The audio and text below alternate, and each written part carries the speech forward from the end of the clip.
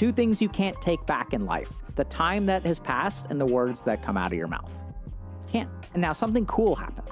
Once you believe that you can't really make up for your past mistakes, then you start to live in a much more vital and important way. So some people will listen to this and they'll say, does that mean I'm doomed by my past mistakes? No. You have to be very subtle and careful about this, because if you have a negative cast to your mind, you'll say that you can't ever fix your mistakes, therefore stop trying. No, it's the opposite. Since you can never make up or undo your mistakes, that's why it's important that you start to live every single day in the best way that you can, because you never get a chance to go back and undo that. And you're familiar with bro science? No. When you go to the gym and you hang out in the gym environment, there's a lot of guys that walk around to claim that they have the right way of exercising the right way. It might be the right way for them, but if I in medicine try and take what worked for one person and try and scale it, I'm gonna run into a disaster. Yeah. That's why I think it's better to look at population and then try and narrow it. That's why I think the principle of starting with one and going up and generalizing is way more problematic. But so this is a fundamental misunderstanding. The whole point of Ayurveda is you don't generalize one to the broader population. You develop a system that works for each person ideally. That's what their approach is. There's no generalization. There's some generalization, some necessary generalization, but their whole point is that when someone comes to you, and this guy is a bro science and he says this works for you, the Ayurvedic doctor says the next person comes along and they try to figure out what will work for you specifically. They don't care about populations, they care about individuals. This becomes a self-fulfilling prophecy. If I go into a job interview and I feel a lack of confidence, if I believe I'm a loser, then I'm not gonna get the job. You used to go to clubs and buy bottles of champagnes and thought that you were a loser, didn't end up where you wanted to go. So this is what a lot of people don't understand. Everyone's focused on productivity. But the single most important thing that will determine your future is your sense of who you are. And that's not like some, spiritual, get connected with you. This is like in science, right? If you believe you are a loser. Alrighty, chat, let's get started.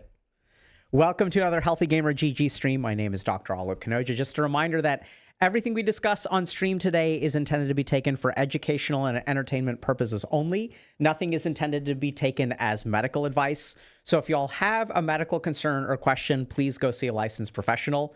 Very true. Oh, wait, hold on a second. I think, is this too dark? Should I turn on more light? So if y'all have a medical concern or question, please go see a licensed professional, y'all. Let me find chat link. Good. And then I want more chat link. One chat link is not enough chat. I need double chat. Twice the chat. More chat for more people. Let's go. Hold on. Where is this? There we go. Pop out chat. There we go. And then, hello. Hi, you keep going, but Froggo fell over. Okay. This, and then I need this. And then, thank you. And then, can I, no, okay. All right. Yeah, so, yeah, we're going to be talking about some stuff today that is somewhat medical, right? So we're going to be talking about Looksmaxxing today. So if y'all have concerns about this stuff, please go see a licensed professional. We are going to be covering some stuff that I think is harmful, and we'll make, our case for that. Super excited about the month. So let me tell y'all a little bit about that before we get started. So this month, we are focusing on relationships for mental health. And I want to talk for a second about why. Okay, so here's the thing. I'm not an expert at relationships. That's not what my background is. Technology addiction, sure. The effects of technology on our minds, absolutely. Evidence-based complementary alternative medicine, sure. But here's what I noticed a couple of years ago. The amount of work that you have to do to improve your mental health if you don't have a good relationship is astronomical, right? So if we think about the human brain and mind and how we evolved to be in relationships. And when you take away that fundamental pillar of nutrition, right? So if we deprive a human being of food, they struggle. And there's studies like the Romanian orphanage study is a really famous example of if you deprive children of human contact, what impact does it have? And in some cases, if children are deprived of human contact in a critical period of their life, like they will never develop in a normal way. And we see so much evidence of like when you have, an unstable home environment with adverse childhood experiences, how that results in avoidant attachment and anxious attachment. So basically, like a couple of years ago, I was like, I have to help people find relationships. And I have to just help them do that, because that is like, outside of getting them to stop smoking, is probably the single thing that I can do to help them have a good relationship. So we have a lot of stuff about sex and relationships this month. Next Wednesday, we have Dr. Rena Malik, who's an awesome buddy of mine, amazing YouTuber in her own right, a urologist who focuses on sexual health problems. We've got, a video about, a lecture about the science of flirting. Then we're going to get into Jungian psychology towards the end. On the membership side, we've got a watch party and a deep dive into psychedelics. And then we have a lot of different interviews scheduled. Okay, so we've got a lot of great content. We have now, it should be live, Dr. K's Guide to Love, Sex, and Relationships. And this too is basically like there's a lot of advice on the internet about how to find relationships. And when I was thinking about this guide, what I was sort of thinking about was I'd worked with people who'd never, virgins, never been on a date before. And then they would kind of like, we would help them get to their first date. And then they would run into a problem because a first date doesn't turn into a second date. And then we had people who were like, they've got like 3 dates, but then they keep getting ghosted. So then we solved that problem. How do you avoid that? How do you take someone who initially says yes and structure a dating experience based on that keeps the other person engaged, right? What are the things that you can do that facilitate a romantic connection? What are the different kinds of romantic connection? What are the neurotransmitters involved? And so one of the things that I was really scared about is when I worked with people, there was sort of this idea that if you fall behind, right? Let's say you're 30 years old and you haven't had a good relationship ever, never been on a date, or you maybe had one relationship some time ago, that now that you're behind, like you don't have those 10 years to catch up. So the Guide to Love, Sex, and Relationships is designed to walk people through the whole spectrum of the relationship cycle. So even if it is your first date, how can you optimize your chances to getting a second date? How can you open the door to things like how do you learn how to hold hands, right? There's a lot of like really simple things that we don't get taught. And we do talk about sex. So what is an evidence-based perspective on a healthy sexual relationship, right? So where does orgasm come from? What's the deal with the G-spot, TLDR? It's fascinating, because I think there's a lot of people offering advice on dating, but not much of it is based on science, which we're going to talk about a little bit today. But like when I was doing research for this, I discovered this was probably the thing that I liked the most about this research, like the thing that I learned the most. What's the deal with the G-spot? It probably does exist, but not everyone has one, right? Which explains so much. It's like, oh, that's why it's like so hard to find, because not everyone has one. Fascinating. And I'm talking about women, people with vaginas. So what we've tried to do is kind of walk people through things like communication, sex, dating, falling in love, dead bedroom, basically all of the most important topics that foster healthy relationships. And it's sort of designed that if you're behind, if this is your first time, you can kind of think about it like using a walkthrough, right? So if this is my first time against this boss, even though I haven't tried 99 attempts on this boss, if I know what the move sets are and I know if I can go in prepared, it optimizes my chances of success. It's basically like a walkthrough. I sort of modeled in that way, kind of like a video game. It's like, what's a walkthrough for relationships? So that's available now. Really like it. And there's something that you guys may see. Hold on, let me see what else there is. We've got groups and a community challenge, but I want to talk a little bit about this bar for a second, okay? So you guys will see that in the bottom, we have a gaming stream with 3% of our current goal. So I want to explain what we're doing here. Okay, give me a second. Let me find this. Okay, so what are we doing here? So I want to talk a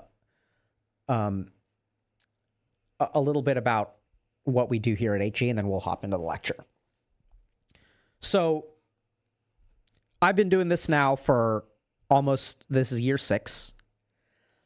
And we have like some serious struggles here at HG, and we're here to help people. But one of the most stupid lessons that I've learned, which sounds so like it makes so much sense in hindsight, but so we do a lot of stuff for free. And what I didn't realize is if you do something for free and you do it for a small amount of people, that doesn't cost very much. But if you do it for a large amount of people, that costs a lot. Right? And I didn't quite appreciate that. So there are we've struggled with this. We've done a fundraiser several years ago. We don't have subathons. We don't have goals. What we try to do, we're not like a nonprofit that focuses on raising, doing a bunch of fundraising. I don't like that model for certain reasons. We don't take capital. So what we try to do is, for the things that we want to build, we try to be beholden to you. Okay, so we try to basically sell y'all some stuff. And here's why. So our goal for this month is to try to sell these guides. Okay, so the Dr. K's Guide to Love, Sex, and Relationships. We built it because we think it helps. I really think it helps, right? We're trying to equip y'all with solid evidence-based information about how to fall in love, how to communicate effectively, how to help your partner achieve climax, how to deal with a breakup, right? So we're going to provide y'all with this stuff. And here's why we try to sell you guys stuff. So if we get 3,000 guide sales, that's the cost to producing this guide. So we've already invested that amount. If we get 4,000 guide sales, we get to add additional streams, right? So we have a content team of like 9 people. We pay those people. And so this is useful for maintenance, right? This is what it costs to run HG. Y'all may have noticed that we don't take many sponsors and stuff like that. We get offered lots of sponsorships from all kinds of companies for millions of dollars and stuff. And we turn that stuff down because we don't think it's good for the community.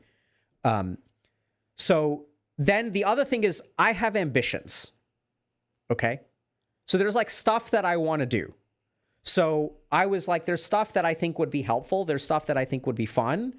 And then what we want to do is raise money from y'all, basically. So if we can get 5,000 guide sales, then we're going to pilot a new type of content.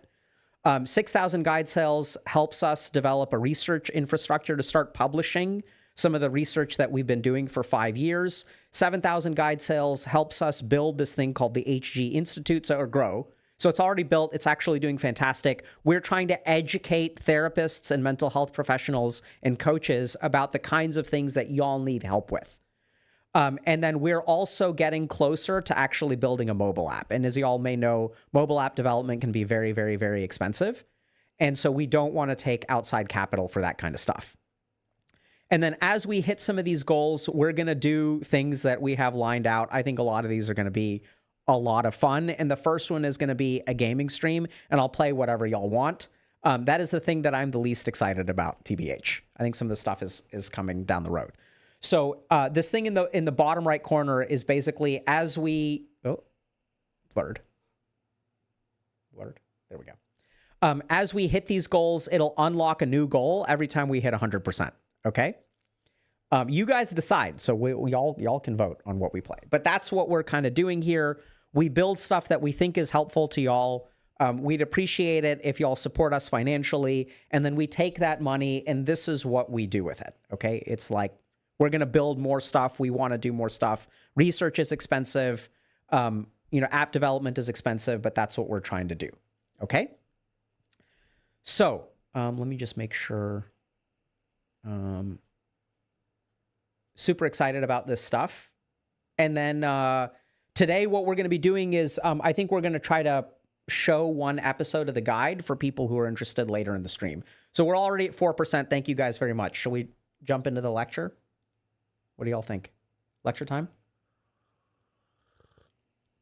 Okay. Today, we're going to talk about Looksmaxxing. And my take on Looksmaxxing is that it's really fascinating. So this is a trend that's been blowing up. And I think Looksmaxxing is the prime example of when self-help becomes self-harm. So there's like this inflection point where like self-help is like good, But then at a certain point, it literally can become bad. And that's exactly what looksmaxxing is. And I think what's really interesting about looksmaxxing is that, I've been talking to my psychiatric colleagues about this. And what's really interesting is how much people are trying to bucket it into something. So they'll say, okay, looksmaxxing is body dysmorphia. Looksmaxxing is muscle dysmorphia. Looksmaxxing is insecurity. Why is this? Okay. Looksmaxxing is like insecurity, right? Like it is these things. It is depression. It is this, whatever. So here's what I think is really fascinating about looksmaxxing. It's not any of those things. So we have certain psychological and biological drivers within us. And 100 years ago, those things manifested in a certain way. But I think what we're seeing for the first time is like technology is affecting us in an entirely new way. So I don't think it's fair to even say that looksmaxxing is even pathological, right? Because there's a lot of it that's actually very helpful. So today what we're going to do is I'm going to kind of do like a deep dive into looksmaxxing, the different aspects of it, as well as, in my opinion, the various psychological things and psychiatric things that are going on. So it's not just, so just to give you all an example. So there's a piece of body dysmorphia. There's a piece of something called self-objectification theory. And this is what's really fascinating. So in the 70s and 80s, there were mental health professionals, psychiatrists and psychologists who were also feminists. And what they did is explored this idea of when you objectify a human being, they're looking primarily at women in the 70s and 80s. So when we start judging women for their appearance, what happens is these women start internalizing the judgment of other people. So if I get treated well for being beautiful, I feel good about myself. This becomes my objective. There becomes less of a separation between other people's opinions of me and my opinions of myself. These become the same thing, right? So if people treat me well, that means I am beautiful. That means that I am good. I do have value. I do have worth. And what we're seeing across the board in mental health is an equilibration of men and women's mental health issues. So anorexia and body dysmorphia, men are catching up to women. Things like addiction, women are catching up to men. So I made a video recently about female pornography addiction because I made a bunch of videos on male pornography addiction. I didn't realize how big female pornography addiction was. Men is maybe somewhere between 7 and 20% of men are addicted to pornography, but still about 5 to 7% of women are addicted to pornography. And even though it gets outshined by the size of the problem in men, just to give you all a sense, like 5% of the population is about what alcoholism is. So it's a huge problem in women too. So we're going to dive into all these theories, but let's start by simply defining what looksmaxxing is, okay? So I found this thing. I don't know if it's accurate or not, but the complete looksmaxxing guide. And I want to just talk about this for a second, right? So here's the problem with a lot of this looksmaxxing stuff is it's not actually scientific. They'll lay these things out, right? So what actually determines attractiveness, this is incomplete at best. But if you look at this guide, right, there's this idea of soft maxing, which is things like facial aesthetics, skin care, hair care, like sleep quality guide, puberty timeline, like, using supplements, grooming, things like that, right? So it talks about all these things that are good for you, like good exercise routine, plenty of sleep, plenty of hydration, make sure you're eating good nutrition, make sure you're taking care of your face, like wearing the sun, like SPF protection, make sure you style your hair well, make sure you manage it, make sure your clothes fit, right? This is not bad. This is self-help. But then the problem is that we get to self-harm. Right? So we get to surgical and medical interventions. We get to things like mewing and facial bone remodeling, chewing for jaw development, stuff like that, okay? So here's like an interview that I saw some time ago. I don't know if y'all have seen this, but let's just watch a few seconds of this, okay? Did you learn how to do this? I watched like a few YouTube videos, honestly. What do your parents think about the fact that you're on steroids? My dad isn't too supportive of it. He was very like, what are you doing to yourself? Like, you're gonna hurt yourself. He's just like worried for me. I explained to him everything, told him like, hey, like I'm doing this regardless, basically. Even if you tell me not to do it, I'm still gonna do it. So if I'm gonna do it, I'm gonna do it like in the safest way possible. I just want you to know that. I mean, like, I look healthy, I am healthy, I can show my blood work. Lila told CBS News he blocked his parents from his social media. They learned of his steroid use after a family member saw a video and informed them. Lila's father declined an on-camera interview, but told us he's deeply concerned about his son and overwhelmed by the misinformation Zaid uses to justify his steroid use. Are you not worried that you could do real harm to your body? I'd say I do care, and I know what can come with it. I'm just gonna do it the safest way possible. If I have a heart attack at 30, I have a heart attack. Dr. Jason Nagata is a professor of pediatrics at the University. So here's the thing, right? Here's what's kind of scary about it, right? So I think this is beautiful. Like this is the inflection point. He's like, this is what I want. And if I do harm, I do harm. I'm going to try to minimize the harm, but I'm okay with it. And here's what's scary. Like I'm going to kind of go a little bit off course here for a second. So I want you all to think about this statement. If I die at 30, I die at 30. So when I've worked with people like this, I've worked with people who are athletes who have body dysmorphia. I've worked with people who are sort of like in the pickup artist culture, plenty of influencers, plenty of like celebrity types and stuff like that. So what I notice when I listen to these people is it's like they're trying to compact the good years as much as possible. And what kind of scares me about this, like when I work with people who have used like anabolic steroids and stuff, and they're like, you know, if I die at 30, I die at 30. And what that sort of tells me, we can't read too much into it, but this is just something I'm going to share my thoughts about. You know, it's almost like what they are avoiding at all costs is a low quality life, right? So I want to optimize my life, and I want to be sexy, and I want to be successful, and I want a lot of female attention. I want to be proud of who I am. And actually, if I die early, that's not even a bad thing. I want 10 good years, and then if I die of a heart attack, what I don't want is debilitation. What I don't want is to have a heart attack and survive, and then have an ejection fraction of 20% and not be able to work out and have an oxygen tank, right? This is what's really scary about it. They're okay doing damage to themselves now, which will show up decades later. And oftentimes what I see when I work with people like this who use anabolic steroids, very high risk of self-harm and suicidality. Because once the decline starts, and this is what's so scary, right? I don't know if this kind of makes sense, but they're trying to optimize, they're trying to become this person, this beautiful person, this successful person, this amazing person, this strong person, this respectable person. It is the very opposite of unhealthy. It is the very opposite of debilitated. And when that needle starts to shift, when they start to have problems from anabolic steroid use, when their EF starts to drop, when they start to have other kinds of problems, then it's very, very, very difficult. Like the crisis that they run into is very acute. But I think this kind of highlights the sort of idea that, okay, we're going to try to achieve this ideal and kind of at any cost, and we'll try to mitigate the risk. So I think that this paper is this phrase is sort of being tossed around in the scientific literature, but when help is harm, health, lookism, and self-improvement in the manosphere, this is just a paper that sort of talks about this point where like we're shifting from self-help to self-harm at some point. Some of this stuff is good, right? But then we start talking about mewing.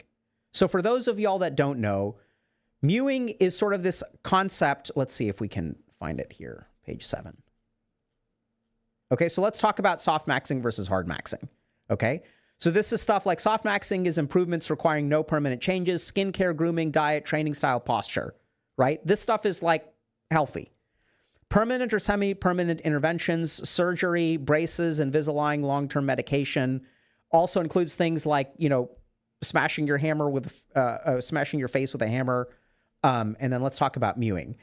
Is the practice of maintaining correct tongue posture, keeping the entire tongue pressed against the roof of the mouth, lips sealed, and breathing through the nose. The core theory is that the correct tongue posture creates upward and forward pressure on the palate during development, supporting more forward facial growth, while poor posture allows downward facial growth, okay? And then they talk about what science supports, right? And this is where, like, they don't provide references. So let's take a look at the science of mewing. So this is from the American Association of Orthodontists. While tongue posture plays a role in facial development, mewing's promises may be as distorted as some Instagram filters. Okay? So proponents claim it can even realign teeth and improve overall facial aesthetics. Okay? Facial restructuring is not simply achievable by changing your tongue's resting position. It's a complex process that involves moving jaw bones, facial bones, soft tissue to alter shape and alignment, and shape and alignment of the face, and improves aesthetics, functionality, or both. Okay? While facial restructuring can occur naturally over time, maxillofacial deformities are usually corrected with orthodontic treatment. So let's just talk about this for a second. Let me see. Okay? So I'm going to just talk about mewing.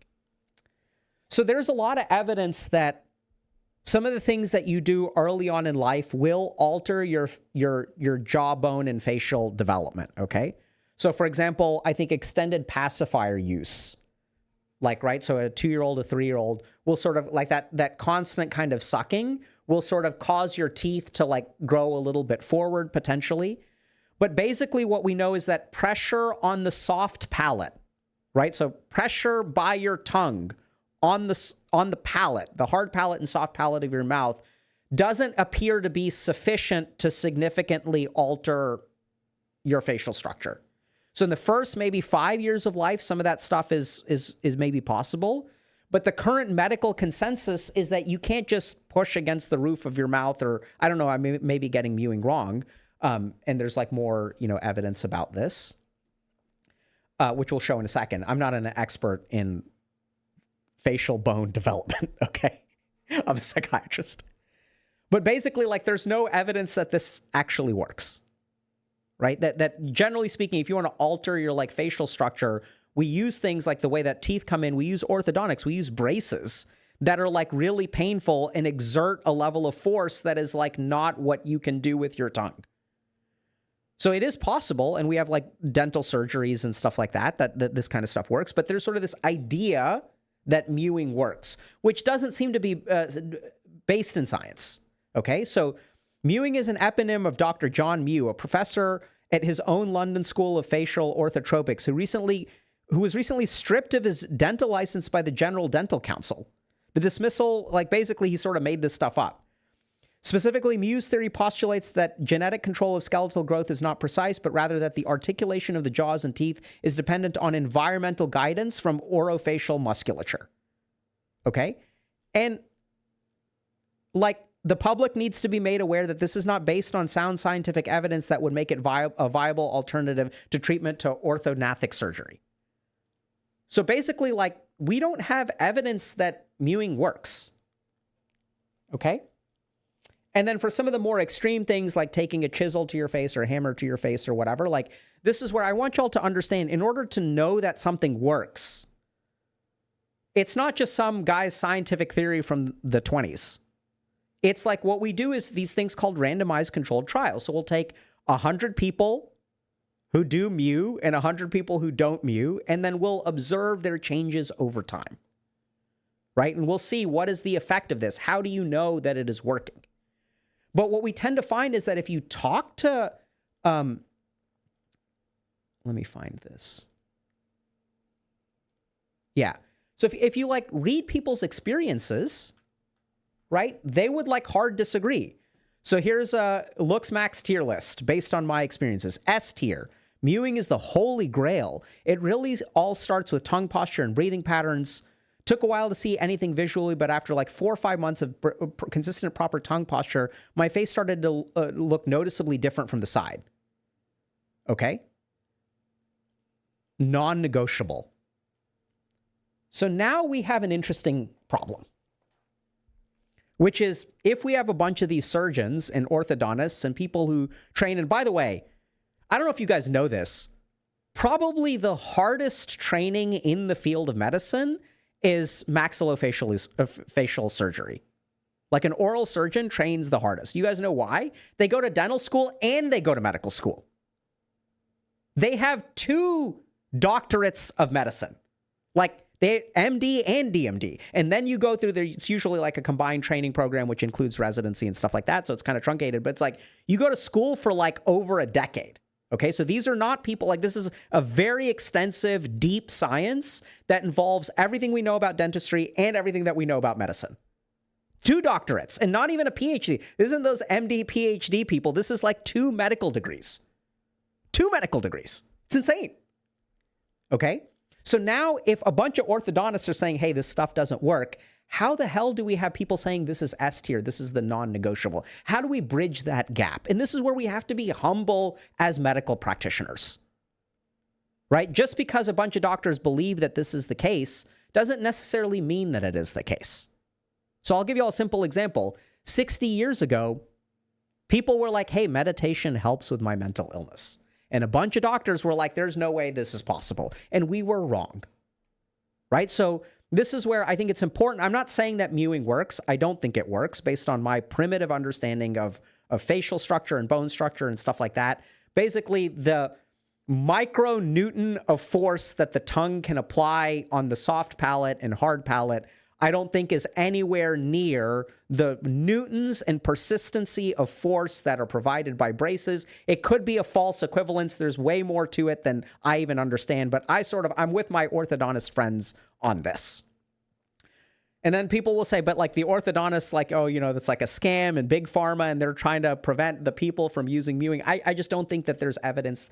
There's not scientific evidence to support that it works. But then we still have this sort of idea that like this is the holy grail, and we can't discount that. So what's going on there? And this is where I think we get to like some weird psychological stuff, okay? So why do extreme things, why do extreme things appear to work for some people, right? People will swear on extreme stuff. So now we're going to like get into the weeds, okay? So here's the thing. So there's a person. And then I kind of grow up in a world where I get judged. And as I get judged, I start to feel bad about myself. Oh.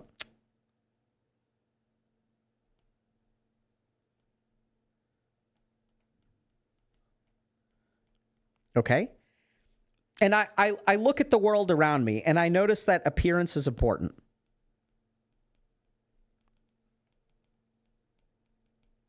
I notice that there are people who have and people who have not.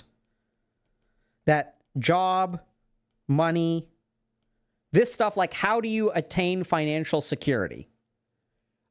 1 million people on the internet will tell you exactly what to do, and it's not clear if any of them are right.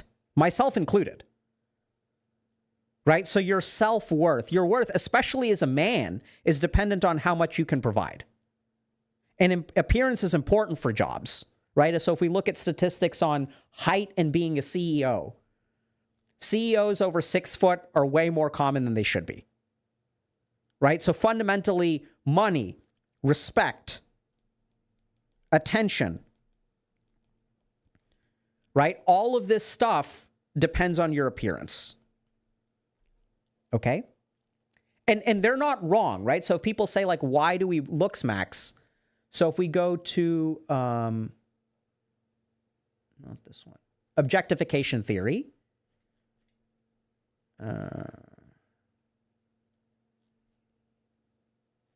So this is a paper from the 70s, okay? Or 80s. Okay? Hold on. Okay, so take, for example, the array of life benefits that physically attractive or eye-catching women receive in American culture. Studies have demonstrated, for instance, that obesity negatively affects women's but not men's social mobility. No longer true, by the way. With obese women showing lower educational and economic attainment than their parents. Physical attractiveness has also been shown to correlate more highly with popularity, dating experience, marriage opportunities for men, for women than men. And so this is like a paper from the 70s talking about what physical attractiveness gets you. I think if you look at modern research and you look at men, physical attractiveness helps you get jobs, helps you rise to become a CEO, arguably improves your financial outlay, right? So there's a reason why a lot of people are prioritizing physical attractiveness. And basically what I've observed as a psychiatrist is the worse that you feel about yourself, if this makes sense. The more extreme solution you feel like you need. So I'll give you an example. So let's say there's negative 100 and positive 100. And let's say I'm at 0. What is the size of intervention that I need to go from 0 to 100? It is plus 100. It's a regular intervention. If I'm decent, if I'm at plus 50, to get to 100, I only need a moderate intervention. If I'm at 75, I only need a small intervention. But if my self-esteem is absolutely in the pits, if I look around and I feel pathetic, small things won't fix how pathetic I am. I need something extreme. And I've seen this all the time in medicine. Okay? So sometimes what I see is Dr. K is the only one that can save me. I need to talk to Dr. K. No one else on the planet will be good enough.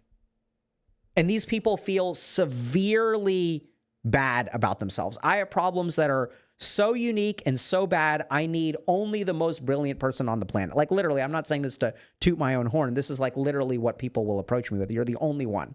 I'm not the only one. I'm not even like, I'm not mid, let's be honest. Like I'm better than average, I think, right?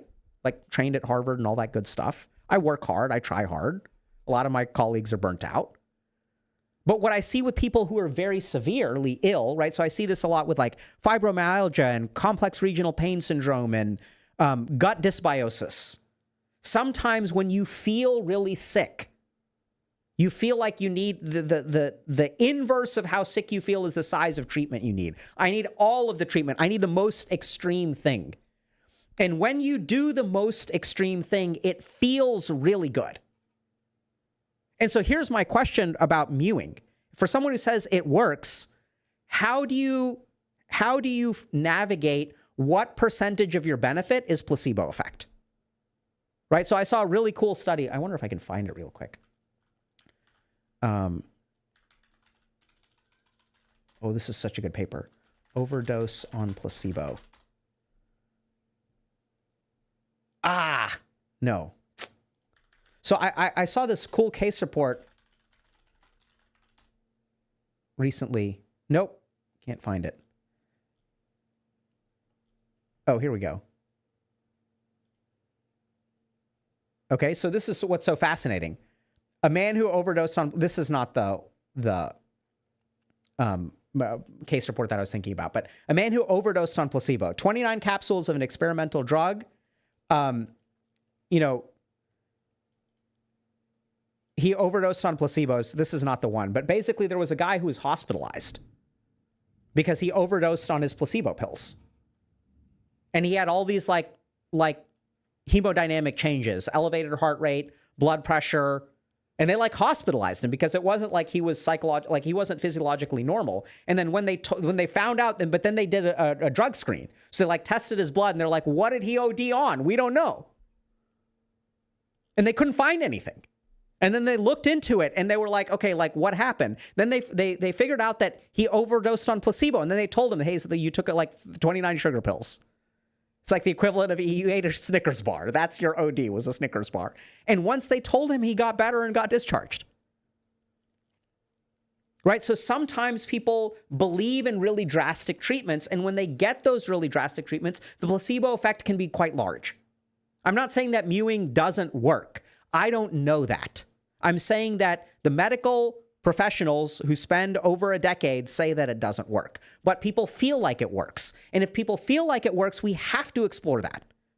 Either it does work or there is something that makes them feel like it works, right? And here's the other challenge that I have when I see posts like this, the tier list, right? So if you're doing all of this stuff, body recomp, neck training, T-pulling, I don't even know what that is, skincare routine, chewing, cold showers, subliminals, supplements, working out, adjusting body fat percentage, how do you know that it is the mewing that is doing the job?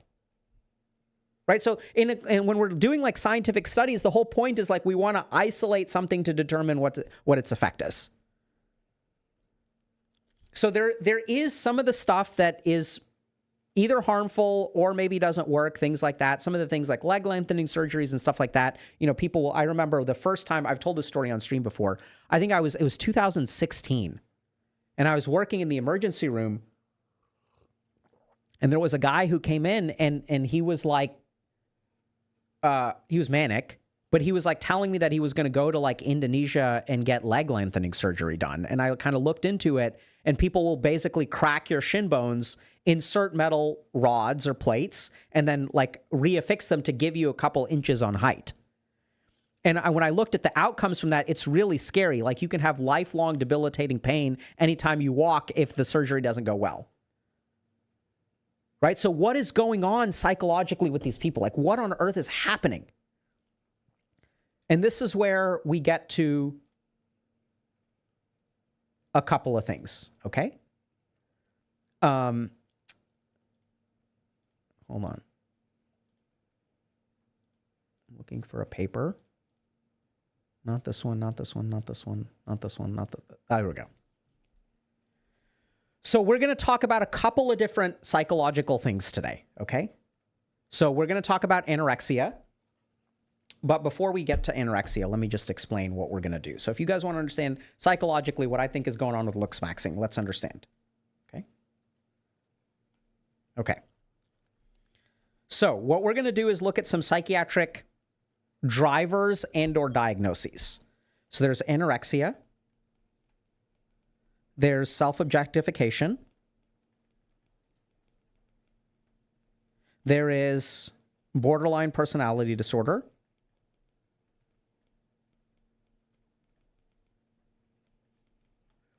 Okay, and then there is muscle dysmorphia and body dysmorphia. So, people may say, and sometimes when I talk to my colleagues, they'll say like, oh yeah, Looksmaxxing is body dysmorphia, right? So there's the healthy side of it, which is fine. But if you do this stuff like mewing, that means you've got body dysmorphia. I don't think that's correct. I think what happens is each of these things is driven by a psychological root, okay? So for example, as I showed over here, so the control paradox and anorexia nervosa. We're going to explain what this is. So there is the control paradox, okay? There is self-identity. There is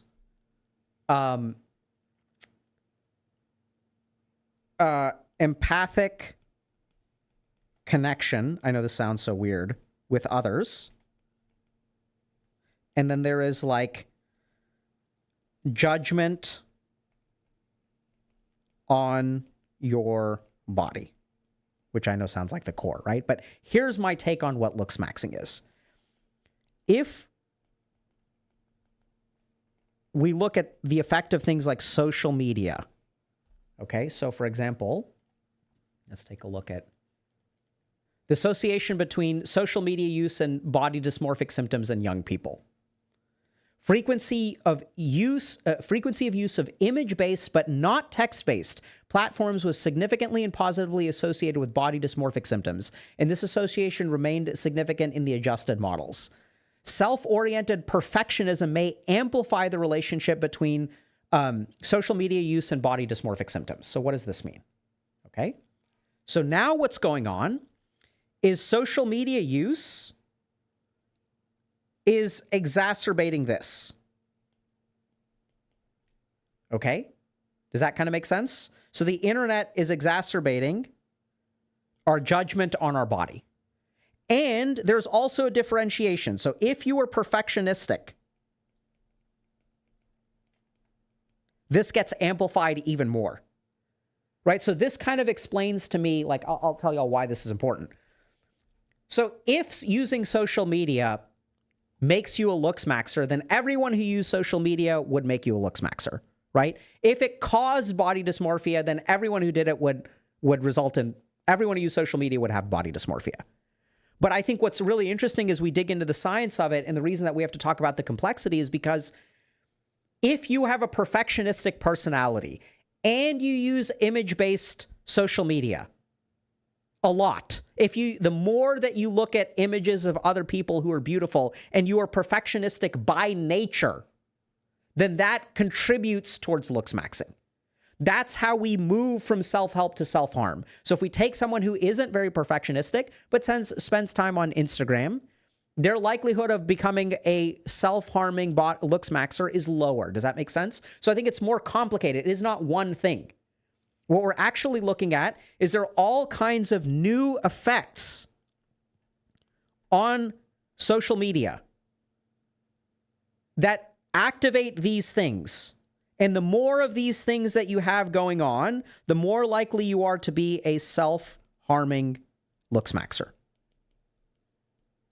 Right? But if you don't have these negative effects, if these things are not super active, then you can do the looksmaxxing stuff, and then you can have self-help looksmaxxer. Does that kind of make sense? So we have to look at these psychological elements, okay? I'm going to pause for a second, make sure. Does this make sense to y'all? Or is this too complicated?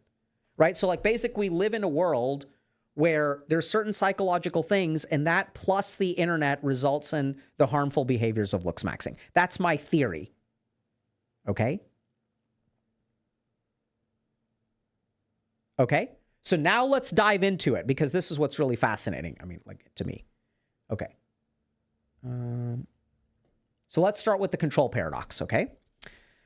So, anorexics achieve perfect and absolute control at 2 levels: control of the size and shape, and control in the sense of self-denial and moral. And then they also have anorexics experience themselves as entirely out of control at 2 levels. They are terrified of becoming fat, physical, and they see themselves as gluttonous and debased, immoral. Okay? So, the term control is obviously related to the term power in the sense of potency and force. Power over something or someone. So I'm going to ask y'all a crazy question. Let's just pause right here. If we look at the science and psychology of power and control, do y'all know of any populations or demographics who are hungry for power, control? Or can you guys think of anyone, any group, any demographic of people it is necessary for her to engage with other people in such a way that the interaction allows her this control? When anorexics talk about control, they invariably mean the power to regulate, command, and govern their own lives and actions. They generally fail to do this by turning outwards and engaging with the world on their own behalf. Instead, they exercise self-control, which we might understand as the power turned inwards. The battleground then becomes an internal one. The battle is fought within the individual rather than between the individual and the world. Does this sound like something that would be appealing to a demographic of people that maybe y'all have heard about? Is there any people out there who are like, you know what? You can't control what happens in the outside world. You have to master yourself. The war that you need to fight is within. And once you start fighting the war within, then you will become powerful. You will become forceful. And then once you have that, the term control, you will then have power over something or someone. Master yourself first, and then the world will be your oyster. Have you guys heard this anywhere, by the way? Is this familiar, completely new? I know this is a bit outdated, okay?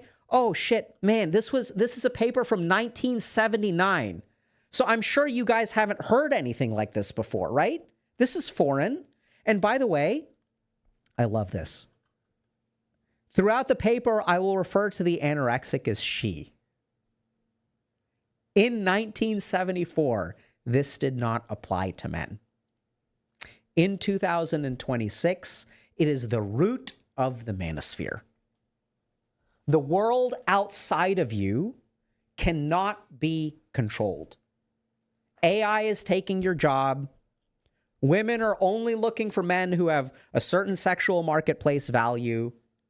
We as men, 50% of men under the age of 30 who are adults living in the United States still live with their parents. We have these expectations for a man should provide, a man should do this, a man should do that. We spend a lot of time on social media where women will talk about 6 foot and 6 figures and 6 this and 6 inches and all this kind of stuff. We can't control. The world is out of control. And what we learn from anorexia, and this is what's so scary, I'll tell you all a story. Anorexia is really hard to treat. Fucking hard to treat, okay? And the reason it's hard to treat, and this is why so much of this stuff is hard to treat, body dysmorphia is hard to treat too, is because the person who experiences this doesn't think of it as bad. Someone who has crippling social anxiety doesn't want crippling social anxiety. Someone who is so depressed that their house is an absolute mess, they don't want to have low energy. They want this to be different. The problem with anorexia is they don't want it to be different. The problem with body dysmorphia is that they don't want it to be different. This is a good thing. So when I was working at McLean Hospital on the, working with, there's a unit called Proctor House 2. And Proctor House 2 is the inpatient place for trauma and BPD, basically borderline personality disorder. And one of the hardest things to do when we were working in those places and when I work in addiction, so when I work in an addiction rehab, if someone came in and had a history of eating disorder and substance use, what we found is that when you decrease the substance use, the eating disorder behaviors skyrocket. So it was like playing whack-a-mole. And when you go to eating disorder units and you control what they eat, their substance use skyrockets. It's all about control. So with these people, the fundamental thing is I cannot control anything outside of me. I am bad too. I feel guilty and shame and all this kind of stuff. We'll get to where that comes from in a second. You guys will see this will be some lasagna of psychological suffering at the end. That's what Looksmaxxing is. Okay? So I can't control the world around me, but you know what I can control? I can control myself. There's almost this compensatory hyper control in anorexia. The more chaotic the world is, the more I have to turn inward and I will control myself. I will control what goes into my body. And this is the weird thing with anorexia is like the pain that you feel from starvation feels good. That means you are strong. That means your body is screaming at you. I need calories. I need food. I'm starving. And you're like, no, I am in control. You eat when I tell you to eat. You eat what I tell you to eat. The more out of control they feel in their lives, the more the eating disorder behavior arises. And we see a world where now men, we've been living in the patriarchy for like 100 years and like what we wanted happened. And now we're catching up to women. Now we are being objectified. Now we're no longer in control. I no longer have the capacity to make six figures. I no longer have the capacity. I never had the capacity to be over 6 feet. But back then, it didn't matter. Now it matters. Okay, let's watch a clip real quick. It's a clip I want to show now.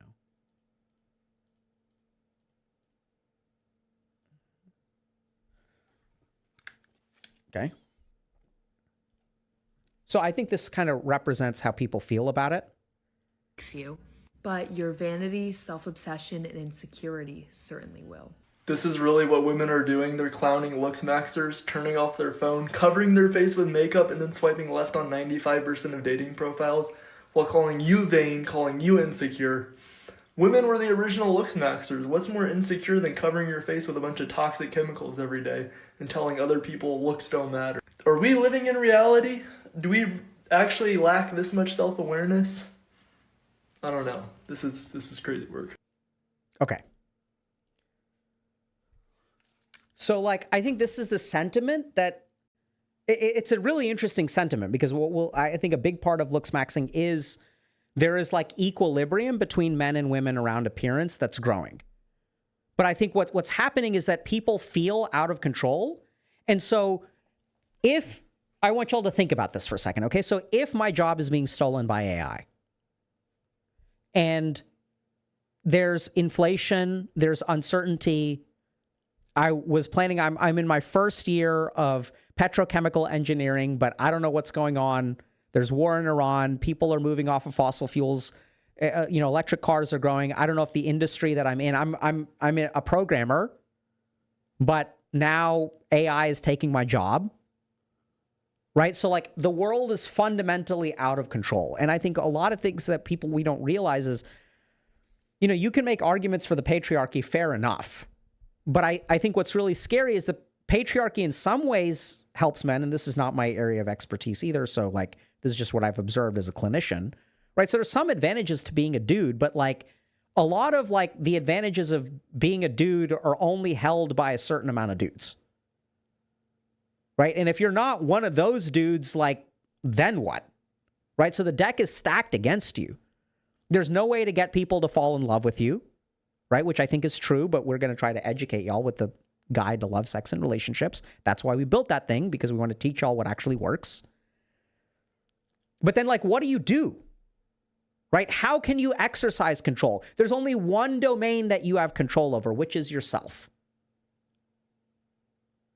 And so the more out of control we feel, this is something that we learned from a paper from 1979 about anorexia, is there's a relationship between the more out of control you feel in the outside world, the more brutal you will be with yourself.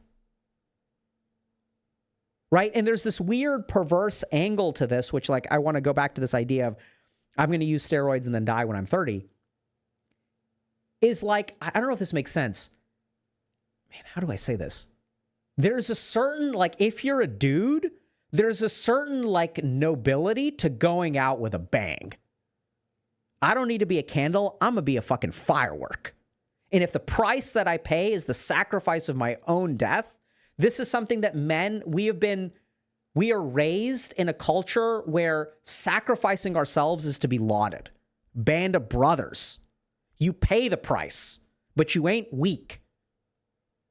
Right? Like, does that kind of make, like, I don't know if women in the audience are going to get that. If you're a dude, hopefully that makes sense. I don't know how else to say it. So, like, the size of our sacrifice increases the moral value of what we do. I'm going to go hard. I'm going to go extreme. I'm going to research. And the more effort that we put in, the more we sacrifice, the more we're getting over this insecurity. Right? This is increasing this right here. The more we do, the more important it becomes. And so this is a big part of wresting control away from a world that is filled with chaos. And there is evidence, for example, that if I am better looking, then my financial outcomes are better, my dating outcomes are better, my relationship outcomes are better. There's some evidence of that. Part of the reason we made the guide is because people are blown away by, when people learn this stuff, they're blown away by how little appearance matters. That if you look at good outcomes for, making money, so I want y'all to understand this because it's kind of confusing. You can look at a study and you can say people who are more physically attractive make more money than people who are less physically attractive. That can be true. But that's not the right question to ask. The right question is, which are the variables that contribute the most to financial success? And how does appearance rank against other things? Like showing up every day. Like EQ. Right? So, for example, what I observed when I was working a lot in banking and private equity and stuff, all these startups out of Harvard and MIT, is like a balance of EQ and IQ is what it takes to get to the top. EQ, IQ, perseverance, work ethic, high amount of conscientiousness, a fair amount of anxiety, by the way, because if you're not worried about stuff, you're just kind of chill, right? So when you have very, very, very low neuroticism, it's hard to get your ass up in the morning. People who are super chill are not super successful. It's harder to, or it's not harder, there's just a different way to do it. Right? So I think the problem with a lot of this research on, okay, appearance does all of these things, is that it doesn't include the rest of the variables in the equation. So as a simple example, we showed this cool paper, maybe about a year ago, about the drive for muscularity. And the drive for muscularity is inversely correlated with length of a relationship. Okay? So what this basically means is that the more muscular, more swole you wanna be, length of relationship. That's what it looks like. I'm sure it's not actually like that. I'm sure it's probably more like this, actually. It's inversely correlated. That's what they found, but I think the real thing is probably like this. This is my, hold on. I don't buy that. I think probably what it is something like this. Probably it's more like that. So a certain amount of drive for muscularity probably improves your relationship, and then after that, and then if you average this out, right? So the overall trend of this line is still going to be like this. So it's still going to be an inverse relationship, but I don't think it's a straight line down. It's a random aside. Okay? So a big part of it is control. Next thing.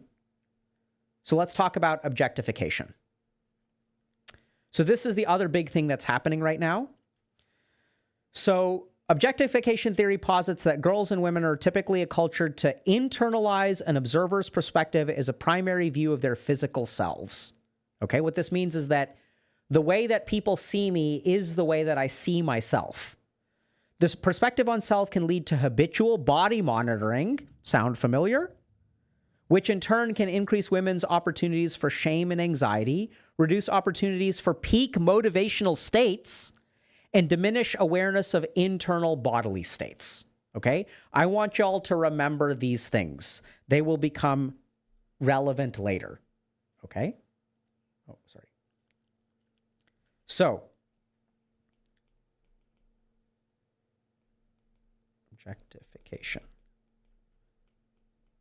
So what does self-objectification mean? Okay, so it's basically, I have an opinion of who I am. And when somebody else sees me, this determines their opinion of me. Let's say they think I'm attractive. And then this becomes this. Does that make sense? So they see me, they form an opinion, that opinion is this opinion. So normally, what we consider healthy is that I have an opinion of myself, which is, let's say, this, and then someone else sees me, and they have an opinion of me, and these two things can be different. And then I can even understand that they think of me in this way, but I'm able to hold a simultaneous opinion that is different. And I'm not trying to be alpha beta about this. It's not like, I'm just using those as representations. Okay? So when we start to, and this is the interesting thing about objectification theory, is like this came out of like feminist psychological research. This idea, what people started noticing in the 70s and 80s is like, okay, we have magazines, right? We have like lots of, media about women, and women were portrayed a certain way. And then people were objectifying women, and then women started objectifying themselves, and they started determining their internal emotional state, internal emotions, and peak motivation started being influenced by this. Okay, so let's take a closer look at the paper, and we'll see if we can map on.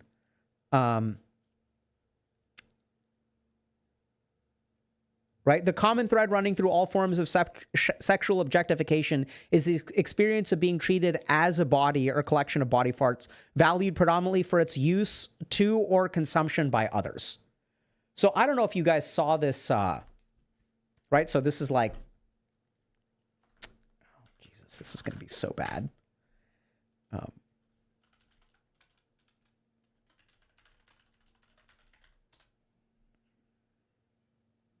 Right? Did you guys see this? Job applications at JP Morgan are up 686,000% this morning. Okay. So for those of you that don't know, there was an alleged scandal, we don't know what's true or not, that there was a junior member at JP Morgan, a junior banker, who was basically repeatedly sexually assaulted by a woman who made all kinds of suggestive sexual remarks.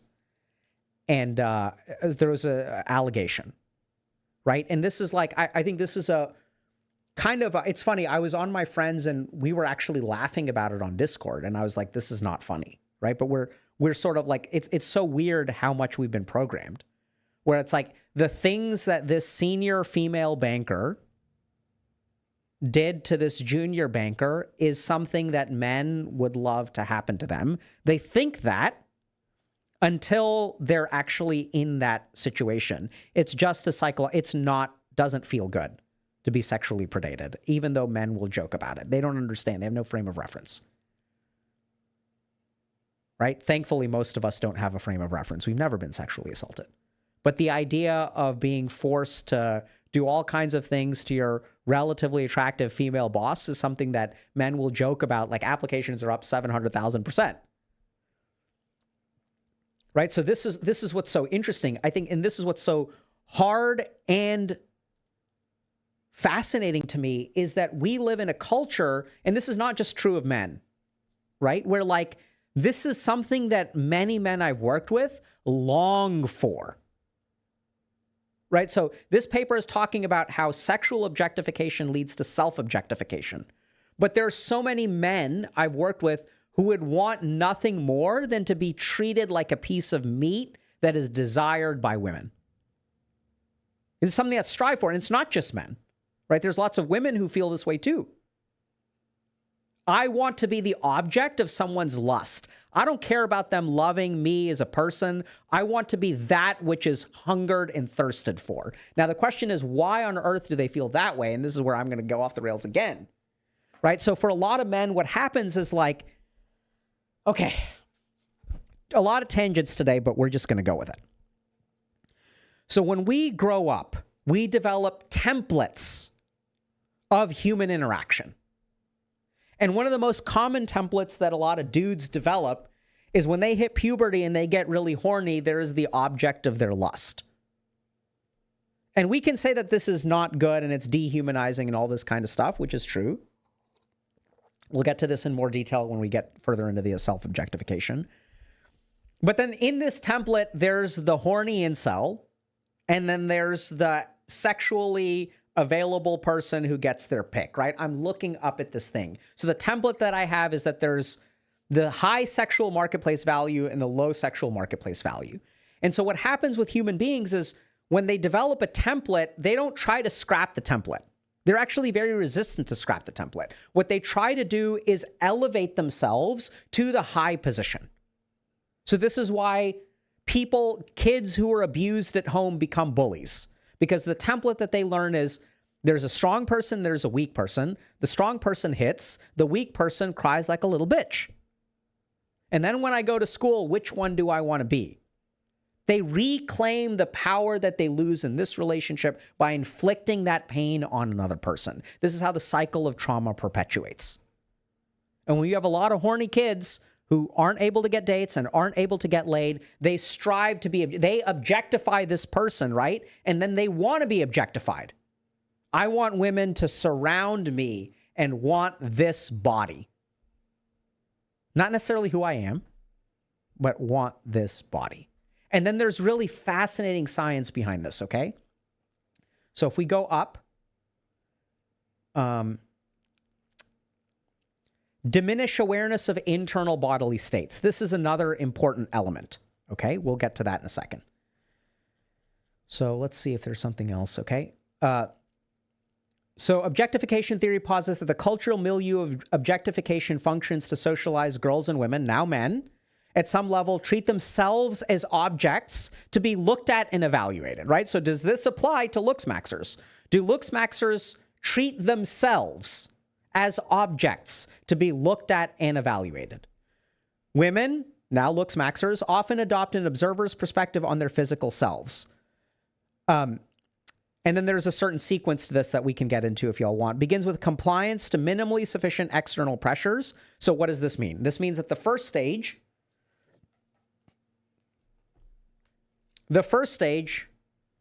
how am I going to do this? This is going to be a bit tricky. Let me move this over here.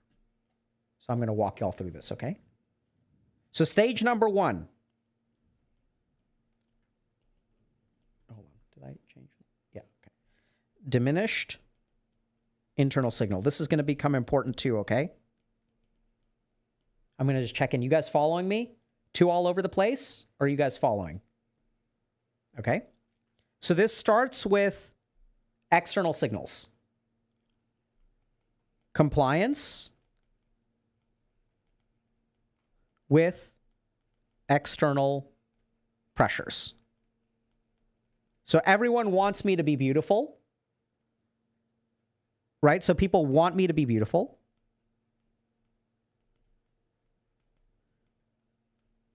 And then I'm going to comply with that. I'm going to become beautiful. Then this leads to internalization and identification.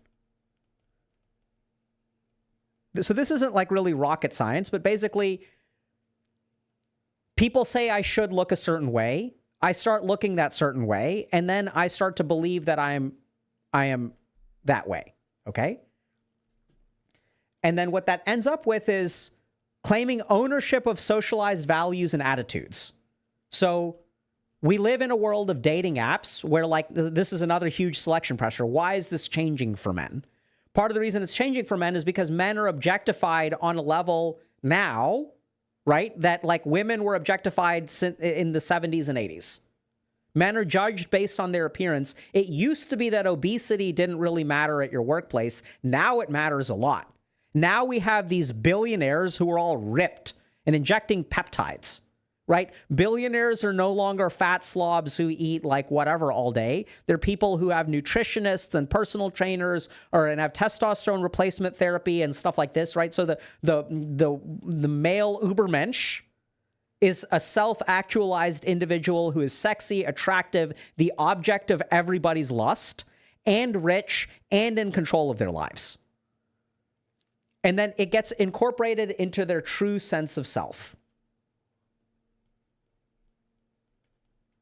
Okay, this is where we end up.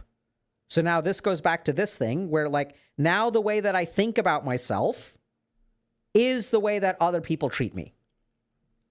Let me just make sure that there isn't more. I think that's enough.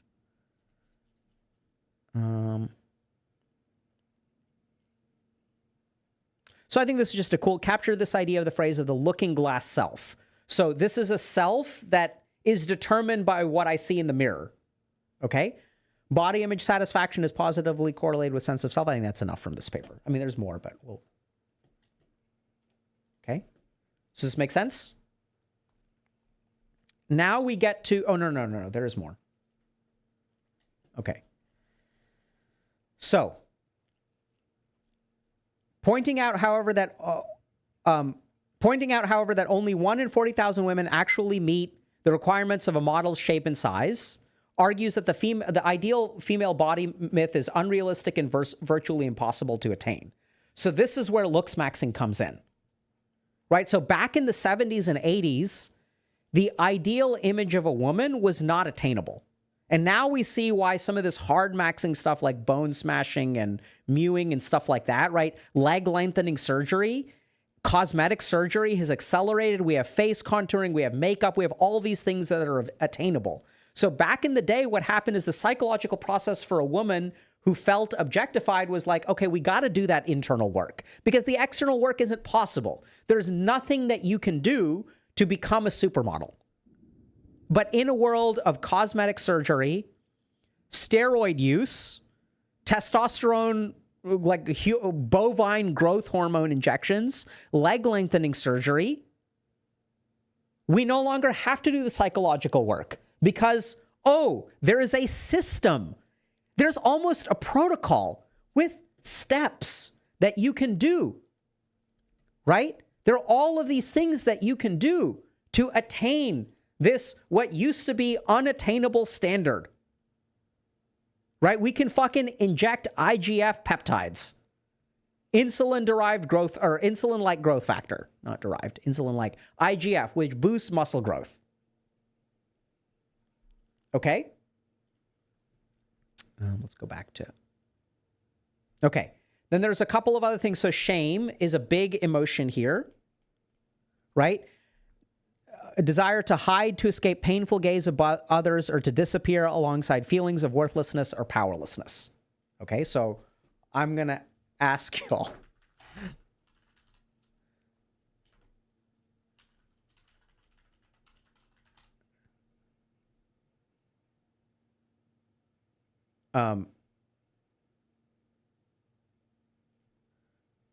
Right, so there's, I don't know if you guys see this clip, right? So I'm going to ask y'all a question.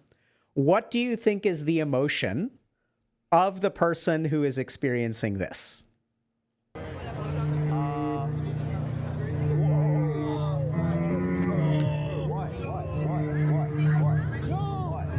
Right, so we see like anger, but like, right, when someone looks like this,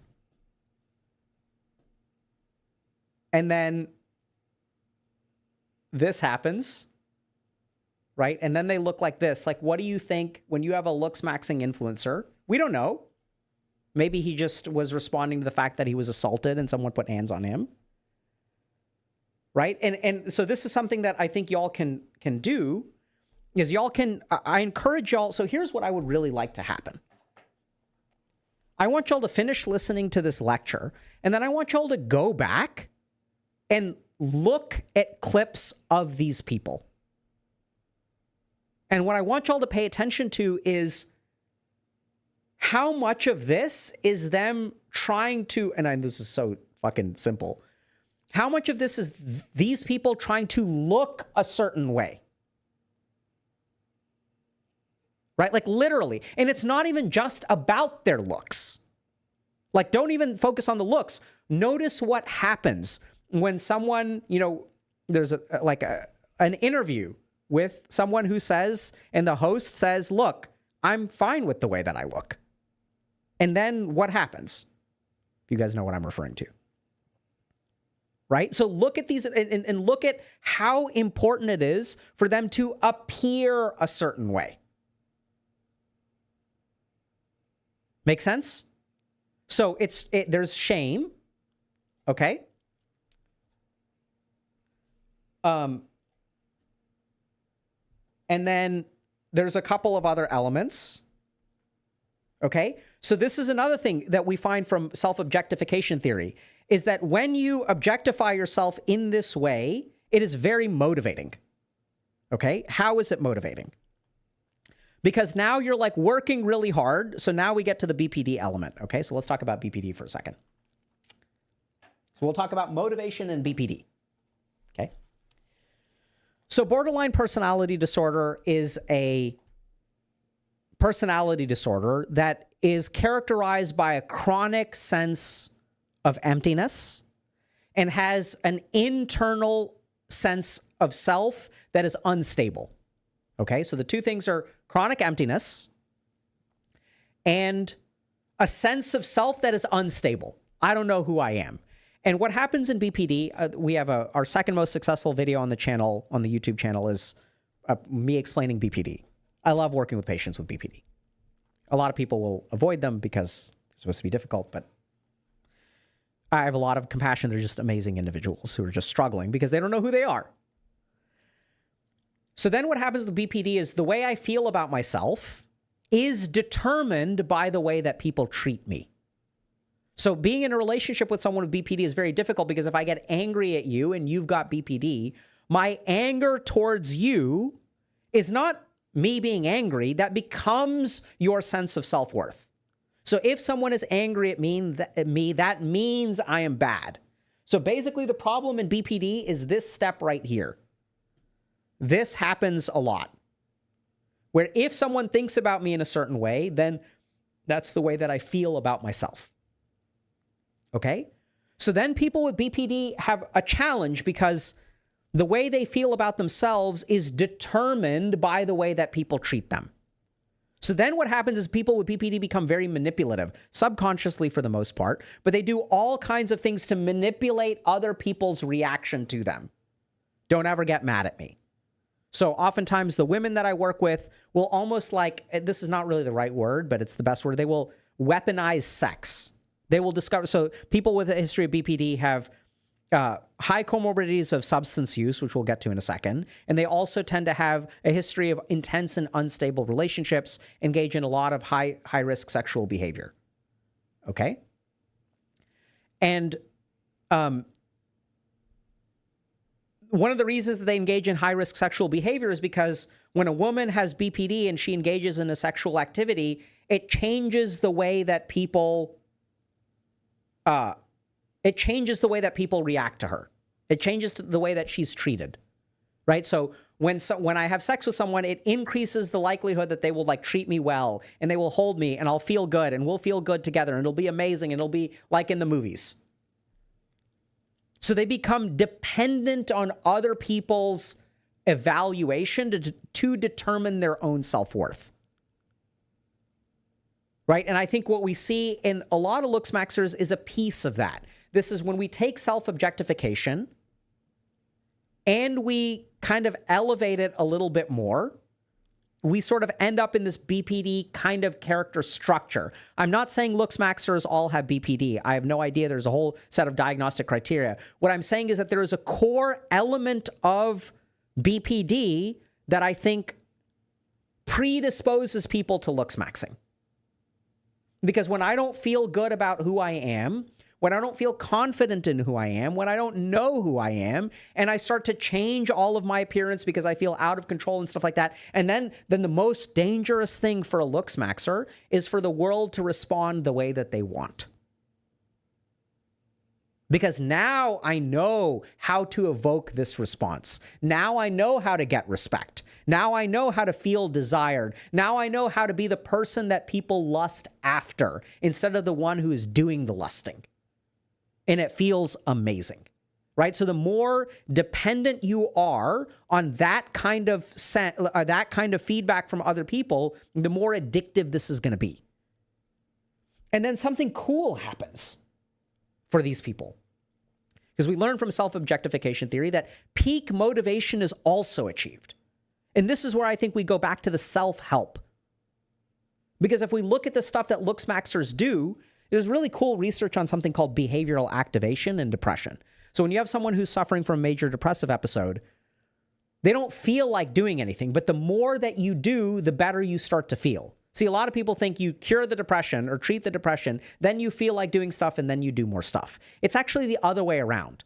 You force yourself to do things, and when you force yourself to do things, your mood actually elevates. You start to feel more in control of your life, which, by the way, is very attractive, by the way. So not number one thing, but one of the top 3 things, this is in the guide too, that people are attracted to, men and women, is a sense of direction in someone's life. Being in control of your life. You don't want to be in a relationship with someone whose life is directionless and a dumpster fire. You want to be in a relationship with someone who knows where they're going. Right? It doesn't have to be like a career. It can even be like you want to be a stay-at-home mom, stay-at-home dad. You're devoted to, being a homesteader. Like that works too. This is the kind of stuff we cover in the guide.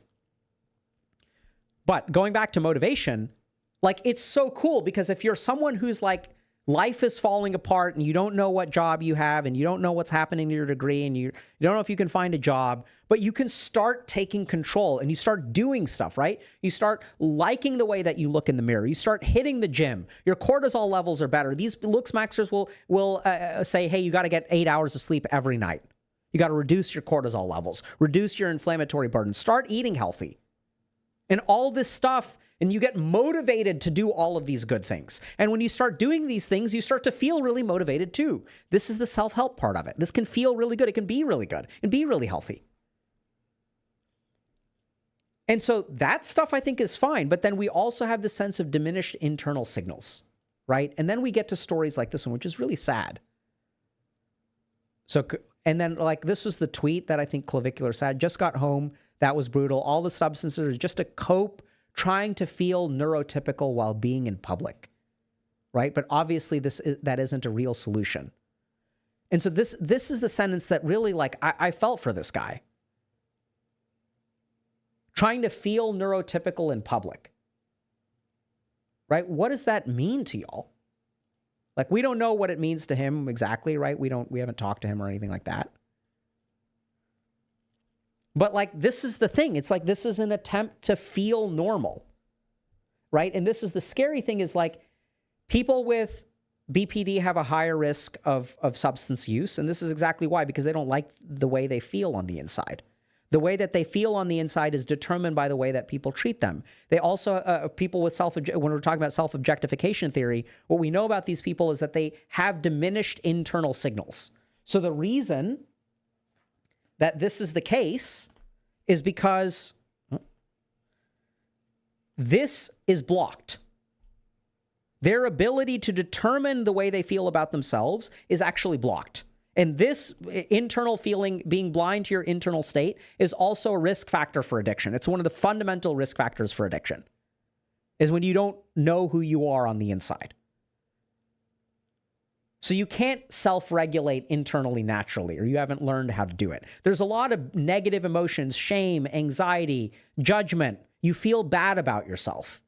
And so there are two things that people will do. They'll either change their appearance to change the way that people treat them, or they will use drugs.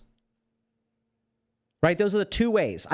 But the fundamental thing, this is what's really kind of sad, and I think this is the basic work that I try to do with people when I'm working with someone who has this kind of structure, is, if you're with body dysmorphia or anorexia or whatever, right? Like, it's all about connecting with who you are within. Because once your sense of identity, once your sense of self-respect is independent of the way that people treat you, then you're golden. You can receive the judgment of others, acknowledge its real world impact, which is like, okay, if I don't look good, then my chances of promotion are lower. That is factually true.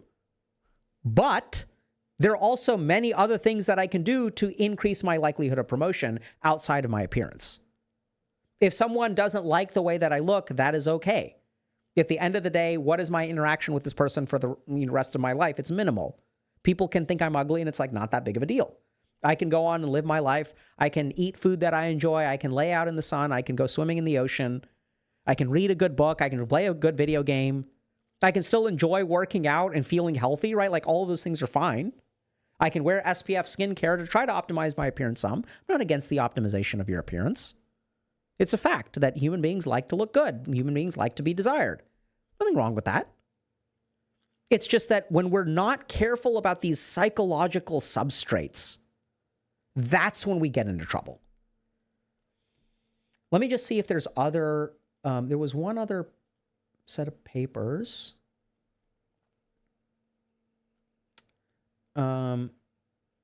Yeah, so I think the other kind of specific things that we should just talk about is that, I imagine if you take a population of Looksmaxxers, that a subset of them will probably have some degree of body dysmorphia or muscle dysmorphia. Kind of relates to self-objectification theory. I haven't gone too much into this. We can go into this if y'all want. This was cool. I found a thesis. This is super cool. A senior thesis. This is publicly available. I love it. So I know sometimes we'll cite these papers in reputable academic journals. I love some guy, I think is a dude, right? James Cockburn. My degenerate brain-rotted brain. Cockburn-maxing. But this is cool. Some dude spent a lot of time writing this thesis. And it's I'm going to read it, dude. No one else may, but I'm going to read it. And so there's absolutely an element of muscle dysmorphia, body dysmorphia in Looksmaxxing. I think a lot of this stuff that is, about facial structure and stuff like that, there is science that shows that a certain facial structure is attractive, but there's also just because that's true doesn't mean that some people don't over-index for the importance of that. And that's what I think is going on. So I think there's an element of body dysmorphia. But the tricky thing about Looksmaxxing is that, once again, what we're kind of dealing with is not body dysmorphia, not borderline personality disorder, Maybe some amount of self-objectification theory, some amount of pressure, like almost like an eating disorder kind of makeup of like feeling out of control and wanting to be control. I think this is what's kind of difficult and for me personally, like exciting, is that we're living in a world where like these labels you can't apply those to Looksmaxxers. At least I don't think you can. And it's not even everyone in it is pathologic, right? This is where self-help meets self-harm. And what is the pathology? It is a combination of all of these things. And so when I work with people like this, it's not like I've worked specifically with Looksmaxxer influencers, by the way, which is an important disclaimer, or Looksmaxxers in general. I've worked with lots of people who have body dysmorphia, lots of people who are incels, are very hyper concerned about their recessed chin and all kinds of stuff. But I think that's what's like so tricky about this. Is not like one thing. This is like a new thing. It's these fundamental aspects of psychology that we learned from like feminist psychology studies in the 70s and 80s that are now happening to men. We are doing to men what we did to women 40, 50 years ago, arguably longer. That's when there was an awareness of it. This idea of acceptance, if you weren't a supermodel, that you don't have to have kids, that you don't have to have a job, that you as a woman have the right of self-determination, and your value as a woman is not determined by how you look or what you do or whatever, right? That self-determination is a thing. And now this level of judgment we are seeing because of the rise of social media, people are kind of getting hammered by all of these images. And then the sense of being out of control, it's turning into this soup that results in Looksmaxxing. Okay.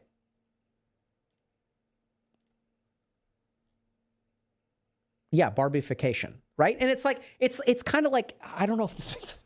It's so insane how much, I'm blurry now.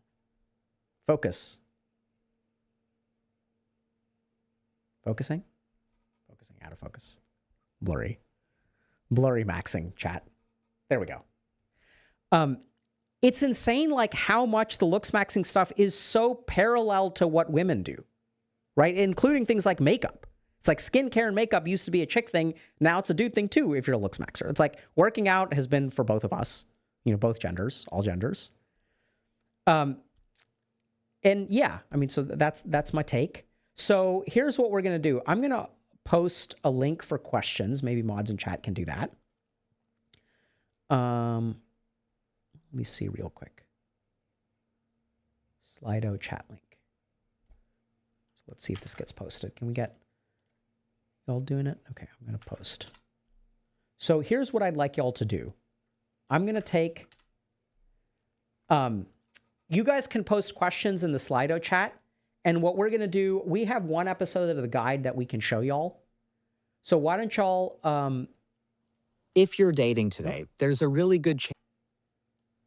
Okay. So here's what we're going to do.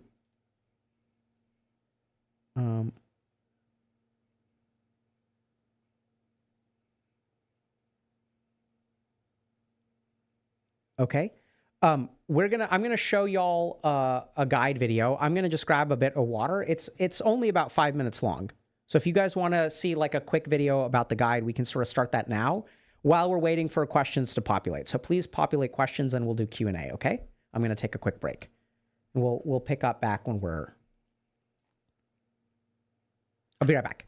If you're dating today, there's a really good chance that at some point you feel like giving up. And if it hasn't happened to you yet, unfortunately, there's a decent chance that it will happen to you in the future. And this comes in so many different forms. For example, always being able to go on a single date, but no one wants to go on a second date with you. Or you're able to go on several dates, but inevitably things never click. They never go to the next level. People just sort of lose interest or want to be friends with you instead of seeing you as a romantic partner. And when this kind of stuff happens to us, our mind tries to make sense of it, right? Like, what the fuck is wrong with me? Like, why does this keep happening?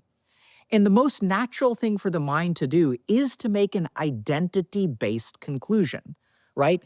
If I date 10 people and no one wants to go on a second date with me, that means that there must be something wrong with me, right? Because I'm the common denominator. One of my favorite sayings is, if you look around and everyone around you is an asshole, you're the asshole, right? You're the common denominator. You know, sometimes I'll work with people who are dating someone who is not quite sure what their sexuality is. So they're like in this space of fluid sexuality to where they haven't quite figured out who they're attracted to, what they're attracted to. This is incredibly common when I work with people who are teenagers or very young adults, university students. And if someone, you know, if the person that you're dating, let's assume a heteronormative relationship, so there's a boy and there's a girl. And if they're dating and one of them turns out to be gay, it's hard to not take that personally. But it really has nothing to do with you, right? This is the reality of the world, is that if people are not interested in you, that has just as much to do with them as it has to do with you. So as we go through negative experiences, our mind will try to find reasons why things are happening to us. And especially when it comes to dating and relationships, one of the most natural conclusions, if things aren't going well for you, is to think there's something wrong with you, right? Is just to conclude, oh yeah, the reason that I'm not doing well is because I'm ugly, or I'm unlovable, or there are just so many people out there who are better than I am. And this is where there's a really important skill called cognitive flexibility.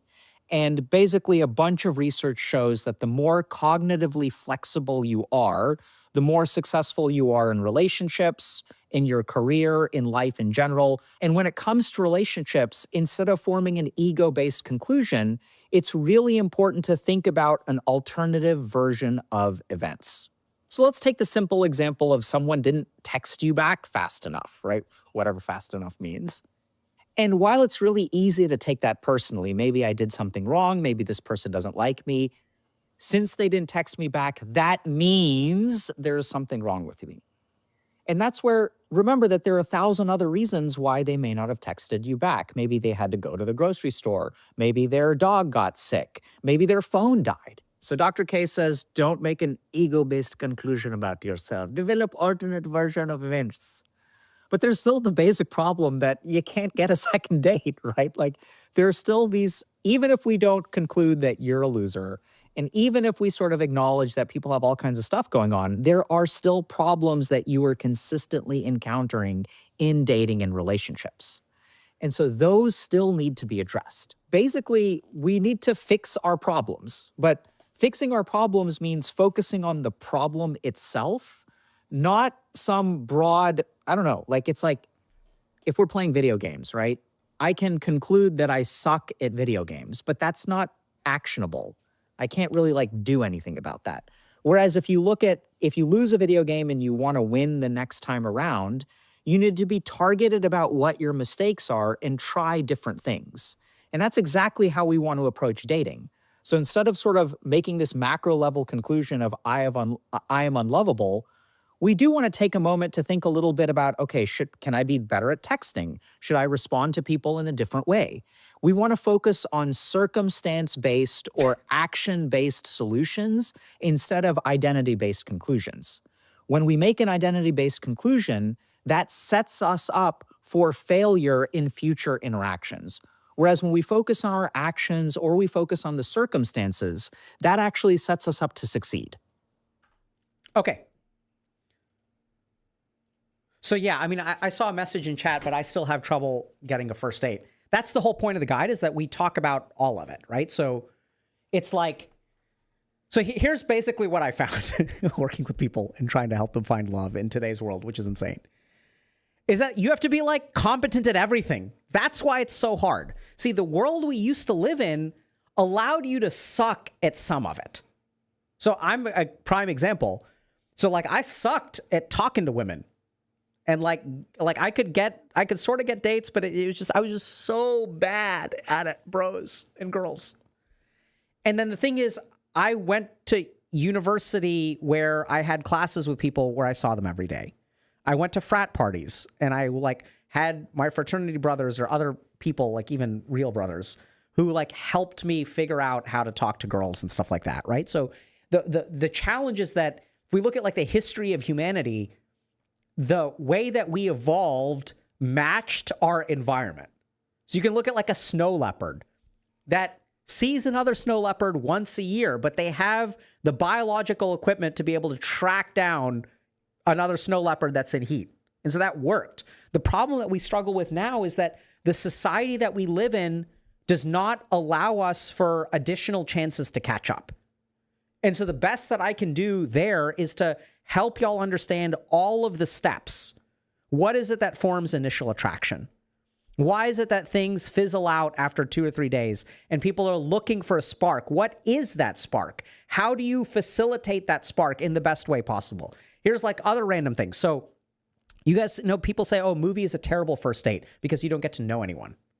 This is scientifically not correct, because what people find forms a connection is shared emotional experience. So when two people go to a movie together and we both laugh, or we both feel scared, or we both cry, and we walk out of the movie, we feel bonded. Feeling bonded is an independent scientific thing from knowing someone, right? Which is why people used to go on a lot of first dates that were movies. Why do you think we did that? There was natural selection to this process. Someone figured out that, oh, if I go on a date, my first date is a movie, that actually is like facilitates a long-term, increases my chances of a successful relationship.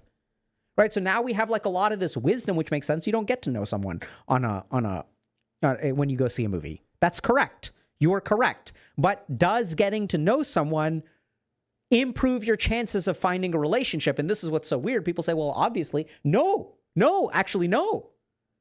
Form a bond, then get to know someone, right? Getting to know someone is a gradual process, and we're front-loading this on the first date. And then it feels like a job interview. And then if it feels like a job interview, there's no spark, there's no connection. Yeah, that's how it works. Right? So movies are slop now, which is a different problem. My point is that, like, y'all should understand, right? What are the components of feeling a spark? What are the components of falling in love?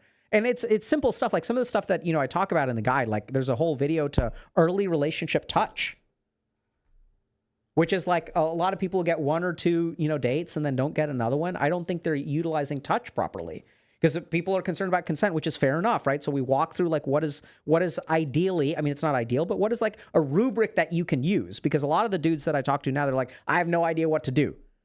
Other really cool things I found out. We're going to talk about this. We have a video on science. We have a stream on science of flirting, which is like fascinating. So did you guys know there's like a bunch of research on flirting? This is insane. So here's the interesting thing. Research on flirting shows that the first move made by a woman, generally speaking, if you look at human mating courtship, first move made by a woman. A lot of people are like, what? What do you mean? So there's a very specific move, which is signaling approachability. The first move is signaling that you're available. So it's your invitation to other people to approach. It's flipping the sign from closed to open.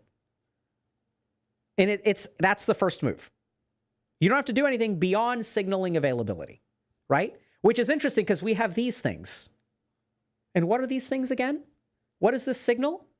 Oh, fascinating. It's almost as if, as a culture, we developed a system where we put something on some part of our body part that is visible, right? Not down here, in here, not over here, that is clearly visible. And actually what we're going to do is put a sparkly thing over here that attracts people's attention to this, so it signals my availability or lack of availability. It's like almost like, oh, wow, this science thing, if we look at the culture and the way that we evolved, it's almost like we have a symbol of availability or lack of availability. Interesting. And as you signal, if you're a woman who's not signaling your availability, you can be the hottest person. This is what's cool. This is a study. High attractiveness, low signaling. Moderate attractiveness, high signaling. The person who is of moderate attractiveness and high signaling has way better outcomes. Signal you're available. Anyway, so this is the kind of stuff that's in the guide. So if you guys want like other tidbits like that, check out the guide, okay? Let's get to these questions. Would you consider having a talk with Clav? I think he's a very interesting person, and I think we could learn a lot. So I'm not going to answer that publicly. I'm not going to answer that one. I know it's the first question and the thing that people want to know. People are very divisive about this, right? So there's concerns that we're platforming someone and stuff like that. I think one of the things that we try to do on the channel, which I hope y'all, and by the way, we've got some cool content coming out for y'all, content that we haven't done in a little while, that we used to do a lot of, that we're back to doing. But one of the things that we're pretty, it's interesting. We made a decision many years ago that basically, I don't know if y'all remember this, but like 5 years ago, before the days of viewbotting, right? So we broke the record of largest concurrent viewers for a live stream on Twitch by a single streamer. Events were better. Austin beat us out with his dating show. But it was like, we used to pull 40,000 concurrents before the days of viewbotting. And then we dropped to 2,000. And we made one very intentional choice, which is that we're not here for voyeurism. We're here to help.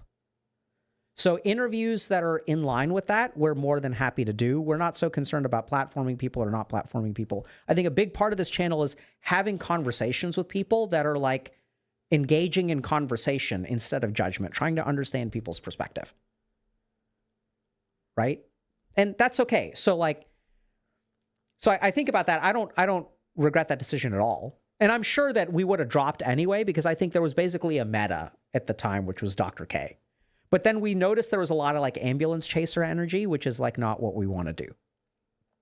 At the same time, we're open to interviewing people about stuff like Looksmaxxing, right? Because here I am, let's talk about the shortcoming of this stream is like, I'm not a Looksmaxxer. So here I am making all of these fucking like theoretical things, right? About how they think and what's going on and showing all these papers and like this kind of diagram and stuff like that. Whereas like this could be true and it may not be true. I mean, I'm pretty confident in what I'm saying, and I think there's plenty of literature to back it up. And I think it's like, and here's the thing, like, so like I said, now that y'all know this, right? What I want y'all to do is think about this. Okay? And now anytime you see a Looksmaxxer influencer talking or sharing or something that happens in their life, not just their front-facing content where they're trying to teach something, but look at the way they react to things. Right? What happens when they're out and about? And how much of this depends not just on the way that they look. This is what's so fascinating about it. It's not about the way they look. So here's the ultimate, this is interesting. I didn't kind of realize this until this moment. Looksmaxxing is not about the way they look. It's about the way they're perceived. And once you understand that, you can make predictions about what would happen. It's not about the way they look. It's about the way they're perceived. Right? So it's so interesting because there's certain, I'm not going to mention people because we don't like to talk about people. Okay. That's something that we try really hard not to do on stream. So, because it's not fair, right? So the other person should be able to respond. And I think showing clips of, like public tweets and stuff like that, I think is fair game, but like, we're not going to dive into what's going on in a particular person. But I think it's really interesting because if you look at what a lot of these people do on stream, right, they're showing something and they're showing way more than their looks. They want to be perceived a certain way. Because when they're perceived a certain way, they feel a certain way. Right? That's the big thing that I believe. But who knows? Maybe I'm wrong. Right? I'm not telepathic. It's a good question. And let me ask y'all, I mean, how would y'all feel about it? Because someone posted on our subreddit that someone preemptively posted, I hope Dr. K never talks to Clavicular. I don't know if you guys saw that post. So what do y'all think? And it doesn't, him or someone else, right? Would you guys want me to talk to...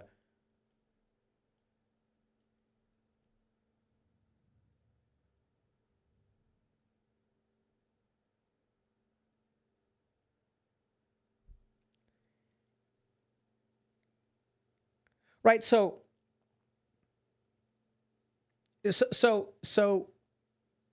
I think if you guys look at chat, right, I think this is the challenge.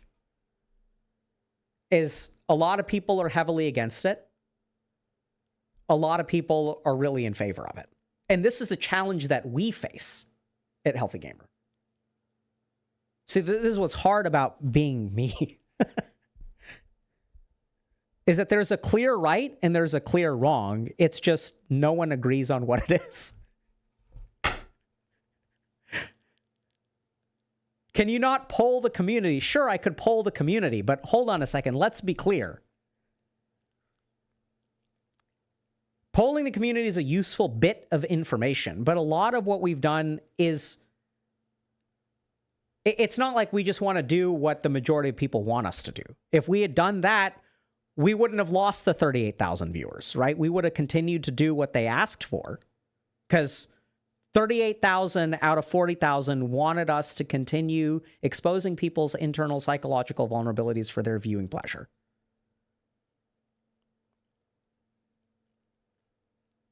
And so it's not I mean, there's a useful piece of information there. That's why I'm asking y'all. So it's very helpful for us to know. There's value to polling, but I just want to be clear that polling doesn't determine what we do. And someone's asking, would it be interviewing Clavicular any different from interviewing Sneeko? I think absolutely.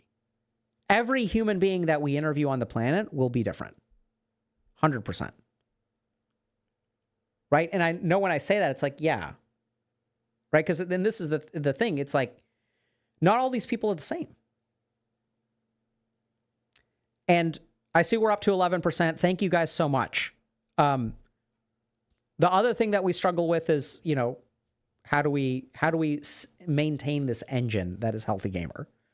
And we try to build things that are helpful to y'all. And we base it on what y'all ask for. I mean, on our subreddit, we literally had to restrict all of the dating and relationship posts to 1 day a week because they were flooding the subreddit. So now, if you guys are worried about dating and relationships, check out the guide. It's good.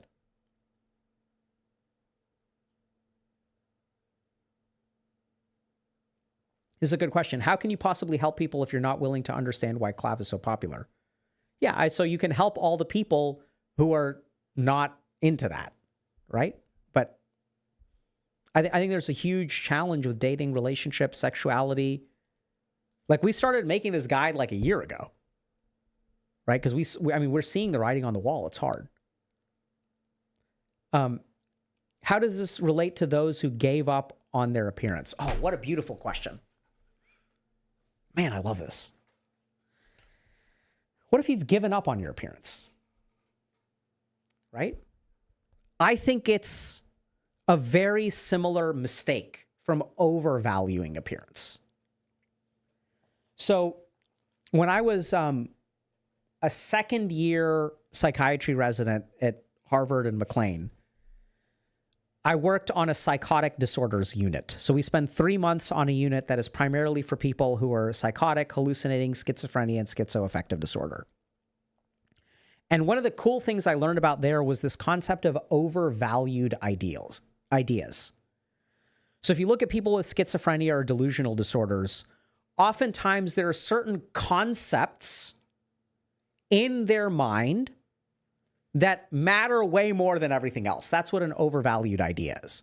So a healthy human being is someone who values a lot of different stuff. So health is important, fun is important. Treating your body well is important, treating your soul well is important. Working hard is important, avoiding work and every now and then taking a day off of work is important. Right? So we have to value a lot of things. Individual freedom is important. Playing by the rules is important, right? Individual freedom is important, but you should drive on the proper side of the road. So interestingly enough, if you look at people who have given up on their appearance, their value of appearance hasn't changed. They've just given up the fight. But what appearance means for their life has not changed. Does that kind of make sense? So appearance still matters a lot for most of these people. It's just they consider themselves powerless. Right? But oftentimes people who have given up, and I'm using that term specifically, are people who care about appearance a lot. They just think that they can't win. So when I talk to people who have given up on their appearance, I've worked with a lot of them, right? You guys got to remember, we were born in the gaming community, right? And we give up on our appearance really easily as gamers because we don't think there's anything that we can do. But if you ask a gamer, hey, like, how important do you think appearance is? It's very important. And that giving up, I think, is the key word. So this isn't, giving up implies that you still value it, right? But you've given up. Given up is not how important it is. It is how hard you are willing to work to get it. And even then, that's not even right. Not even how hard. It's that what is your perception of your efforts being able to achieve it? Because the big irony is a lot of people who have given up on their appearance are the ones who have worked the hardest. Many times. It's just they still feel like that is insufficient. They're never going to get there, right? So they're throwing in the towel. I think the right thing to do if you've given up on your appearance, because then something interesting happens. You feel like you can't attain it. And if you can't attain it, then you stay down here. Right? There's no point because I can't get to the top. And they're really doing themselves a disservice because you can't get to the top. That may be true, but you can still get here. And this will still improve your life. Being here is better than being here.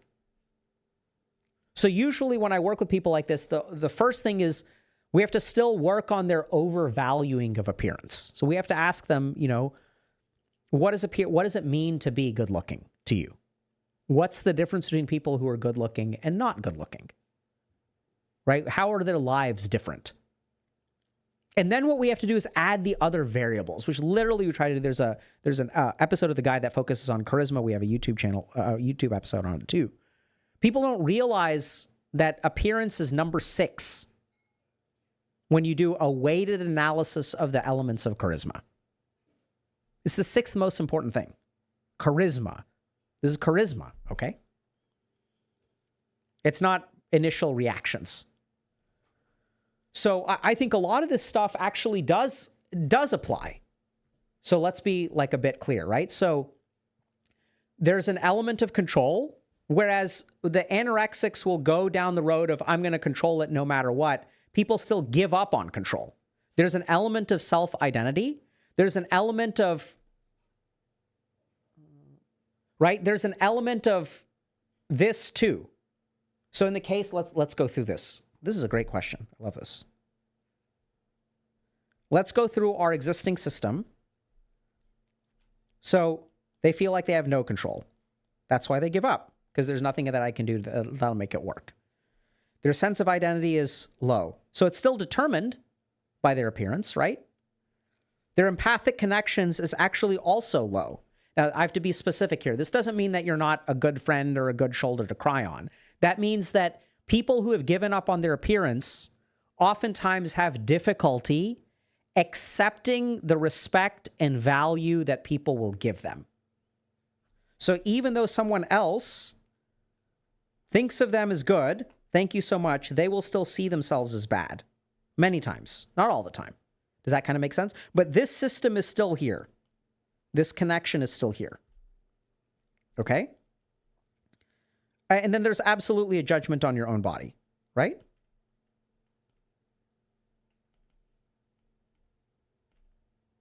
See if that shows up. Nope, lagging, whatever. Okay. There's judgment on their own body, for sure. Right? So I think it's a different, and this is why I like to talk about the roots of this stuff.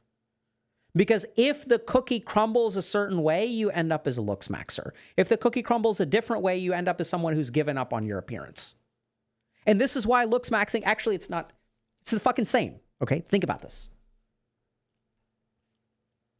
People give up on their appearance, and then out of heaven comes down the angel. I'm a looksmaxxer. I will show you. You are ugly. I will show you how to be beautiful. Do mewing, do skincare, go to the gym. I will show you all of the secrets to make the ugly person beautiful. It is no longer out of your control. If you look at people who are looksmaxxers, what do you think their relationship with their appearance was before they were looksmaxxers? Many of them had given up, and then there is a new thing. Oh, there's a new thing. Okay, look, you guys remember when we had this diagram? Where do you think the person who gives up on their appearance is? And what does looksmaxxing offer them? So some people are able to receive that and some people aren't. But I think there's a very shared psychological root. And the reason that you know there's a shared not the reason that you know, the hypothesis for why there is a shared psychological root has to do with the overvaluing of ideas. Now, I'm making a lot of assumptions about people who have given up on their appearance, but what I'm really reading probably too much into, is this phrase giving up. Right? So Someone who has given up on their appearance and someone who is content on their appearance may do the same thing with their skincare, which is nothing. May do the same thing with the gym, which is nothing. But giving up implies something that they value and that they have given up on, right? So that's what I'm reading into. Great question.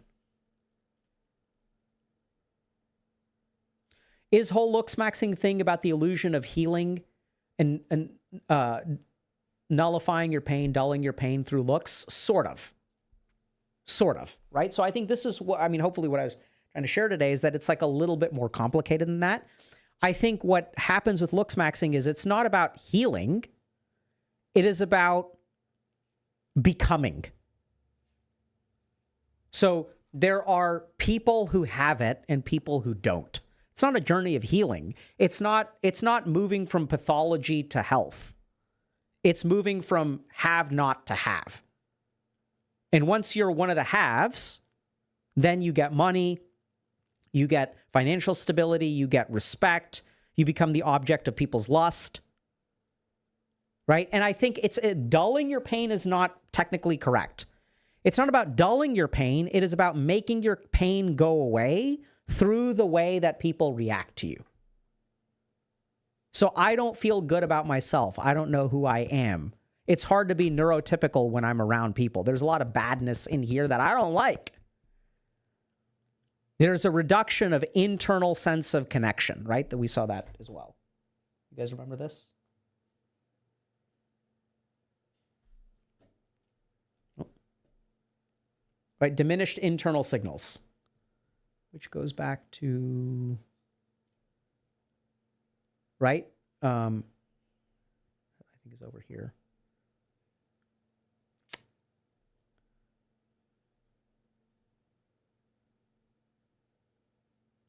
I forget where this is, but there's diminished internal signals. It's one of these papers. So what it is it's modulating your internal environment through the reactions of others. The ultimate drug, right? And what is a drug? A drug is something that makes you feel good. The ultimate drug from a Looksmaxxer is when you look outside and you see someone appreciating how you look, that's the ultimate drug. So it is absolutely modifying your internal environment through the reactions of others. 100%. I mean, I don't know if it's 100%. I speak hyperbolically a lot, but that's my sense. Beautiful questions. How can a man pursue becoming more attractive while healing the part of himself that believes he isn't enough? Oh my God, what a great question. Okay. How can a man become more attractive while healing himself, or while healing that part of him that says he isn't enough? So here's what's so devastating. Okay. Good question. Oh my God, this is so good. This is actually the trap that a lot of Looksmaxxers get into. Okay. Here's me. I am both ugly and have low self-esteem. So this is first thing that I want y'all to understand. Your opinion of yourself is independent of whether you are ugly. It's not completely independent. It has an influence. But do you guys understand that physical attractiveness is a feature of your face, is a feature of your body? Your opinion of yourself is a feature of the mind, like literally. Right? Self-esteem is not something that you can like see in a mirror. Like you can't measure it with facial symmetry. These are qualitatively different buckets of stuff. We can physically measure we can rate their attractiveness, facial symmetry, whether you have acne scarring, things like that, right? How short you are. There are physical measures of attractiveness and there's your opinion of yourself. These are independent. They're related to each other, like they can influence each other. So one of the biggest mistakes that someone who is ugly can make is when they become beautiful and people start reacting to them. So let's say when I'm ugly, they react to me in a negative way. And when I become beautiful, they react to me in a positive way. So here's the really scary thing. What they're reacting to is the beauty, not the esteem. So something really scary can happen, which is that you get stuck in a cycle of now everyone is appreciating your beauty. But what about the real you? What about the you inside? So I see this a lot where people will say, I used to be ugly and now I'm attractive. And when people pursue me, I hate them. I hate it that now, like, people are after me now, and like, I love the attention, but I fucking hate them. It makes me so angry that now these people are here. When I was nothing, there was no one. The other place I see this, interestingly enough, is in startup founders. So what happens is they were a no one, and then they become amazingly successful, and then people start wanting to date them. And when they were a 19-year-old college dropout, no one wanted to date them. And maybe they were ugly too because they were at MIT, not a college dropout. And then now that they're 27 and they have a net worth of like $200 million, like everyone is coming around, want to be their friend. Everyone is so interested. Oh my God, you're such a passionate person. I love your passion and your beauty. And oh my God, you have $200 million. That doesn't hurt. But really, I see you as a person. I love you as a person. And so they get trapped into not, literally, they don't know, who is this person in love with? Are they in love with the person that I become? Or are they in love with the person that I used to be? It's really hard, right? Oh my God, no, I would be with you forever. By the way, is that private jet booked for the weekend? Do I need to talk to your personal assistant about that? No, I would absolutely love you no matter what. Absolutely. Oh my God, my friends are going to this thing, and can we take the jet? Oh my God, you're the best. My friends love you. Okay? So it's hard. Like, once you're a no one, and then you become a someone, and then everyone starts loving you, it actually traps you with your self-esteem. And they get angry, dude. Like, people get so angry by this. The people that are chasing you, you start to loathe them. Because what you wanted is you wanted them to love this. You wanted this. This is real acceptance. Right? When you're a no one and someone chooses you, when you're a someone, that doesn't actually affect your self-esteem. Because what are they looking at? We don't know. We actually don't know. So one of the biggest traps you can fall into if you struggle with self-esteem is to become beautiful. And I've worked with plenty of women. I mean, I sort of assumed sort of a male perspective there, but I've worked with plenty of women who like, this thing is so blurry. Blur maxing chat. The irony. I've worked with plenty of women who like had the ugly duckling face, and then they become beautiful and they start getting a lot of male attention and they feel isolated. They feel objectified. Babe, you're so hot. Oh my God. I love you so much. I love your personality and those tits. I love them so much. I love you so much. You're the best. You complete me. You make me want to be a better man. And those tits are great. That almost sounded like a Donald Trump impression, but it wasn't supposed to be. Oh my God. Right? So here's the thing.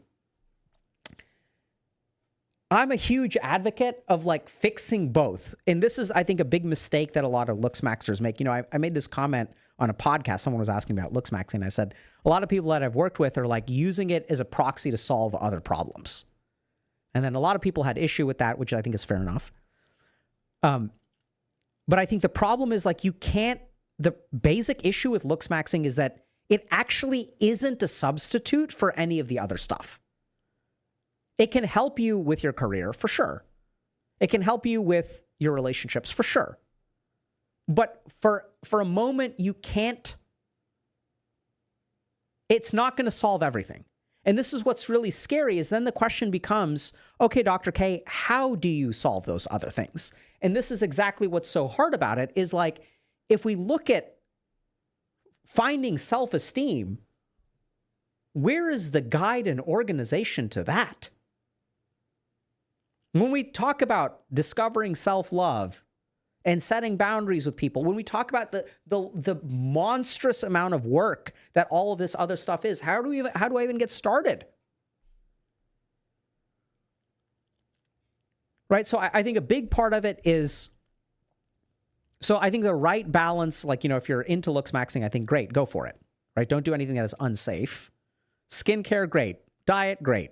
Exercise, fantastic, right? Don't do any of the weird stuff. Injections, things like that, anabolic steroid use, bad. So the right way to do it, I think, is to spend some time away from the looking glass. So work on all this stuff, but then like go for a hike, right? Go camping. Spend time away from people who judge you based on your appearance.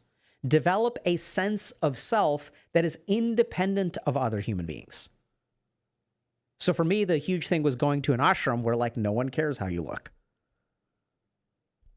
They literally don't care. Right? No one treats you any differently, whether you're rich or you're poor. I mean, not true for some of the ashrams, but some of the ones. Right? You go to a place like Rishikesh or Haridwar, and there's some yogi who's at the foothill of the mountains. And like, he doesn't care whether you're a billionaire or a millionaire. Like, he lives off of the land, like literally. He'll just live off the offerings of other people. And so whether you're beautiful or ugly, he's not looking to get laid, not looking to pay rent, completely independent of society. He's not looking for anything from you. You could disappear tomorrow, won't make a difference to him. He spends his days meditating for 24 hours a day. Right? So then you go up to the guy and you're like, hey, can you teach me something about meditation? He's like, sure, bro. And then 22 years later, his student is now an influencer on the internet, and this guy has no idea. He has no cell phone. I don't even know his name. To be completely independent of humanity is to be a yogi. And to be completely dependent on humanity is maybe to be a Looksmaxxer. Who knows? Maybe it's not a fair characterization. Right? So you have to handle these things independently. You should work on your appearance, and you should improve the way that people react to you, and you should get better socially. You should improve on your communication skills. But don't for a moment think that any kind of work is a substitute for another kind of work. No amount of filling your belly with water will ever kill your hunger, truly. It's not a substitute for calories. No amount of lust is a substitute for love. Right? Like, it's just, you can't mix the two.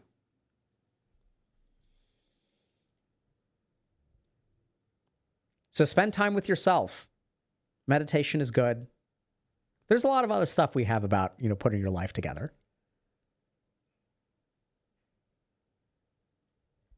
Can Dr. K acknowledge that some men just want hookups with hot women and Looksmaxxing is the only way to achieve that, especially with online dating?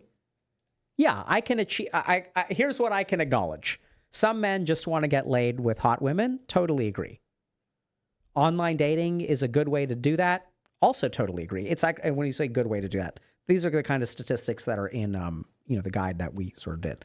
So 50 to 60% of people on Tinder, I think women on Tinder are in a relationship. About 50% of people on Tinder are looking to get needs met that are not dating or romantic at all. They're looking for things like self-esteem, entertainment, stuff like that. Now, is it the only way to get laid? I don't think so. That I won't acknowledge because I don't agree with. Looksmaxxing, improving your appearance increases your chances of getting laid. Improving your appearance matters more if the way that you are meeting people is appearance-based. That I will completely concede. And if you're just looking to get laid with hot people, go for it. I don't have any problem with that. Is Looksmaxxing the most effective way to do that? Probably. If you say that an app-based approach to getting laid in short-term sexual relationships, Looksmaxxing is the best thing you've got on the planet, I will concede that 100%. There's evidence, a lot of evidence that supports that. So you remember we talked about this statistic? So the drive for muscularity, more swole you want to be, and the length of the relationship goes like this. But for one-night stands and short-term sexual relationships, it looks like this.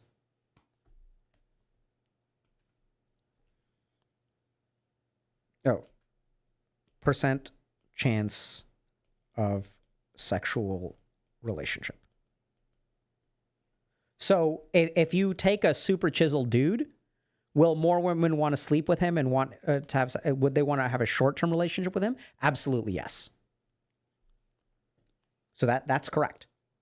I think I've talked about that before. So being super sexy is great for short-term relationships.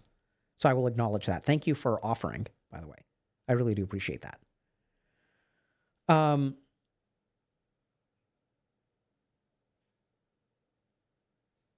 I've been in the healthiest and longest relationship for the past 6 months, but my usual motivation to Looksmaxx, to grind, hit the gym, to take care of myself has vanished. I've given up on my appearance in a way. Any ideas on this? Oh, yes. Okay, so we talk about this kind of stuff in the guide. Hold on a second. Let me see. Let me find the name of the video.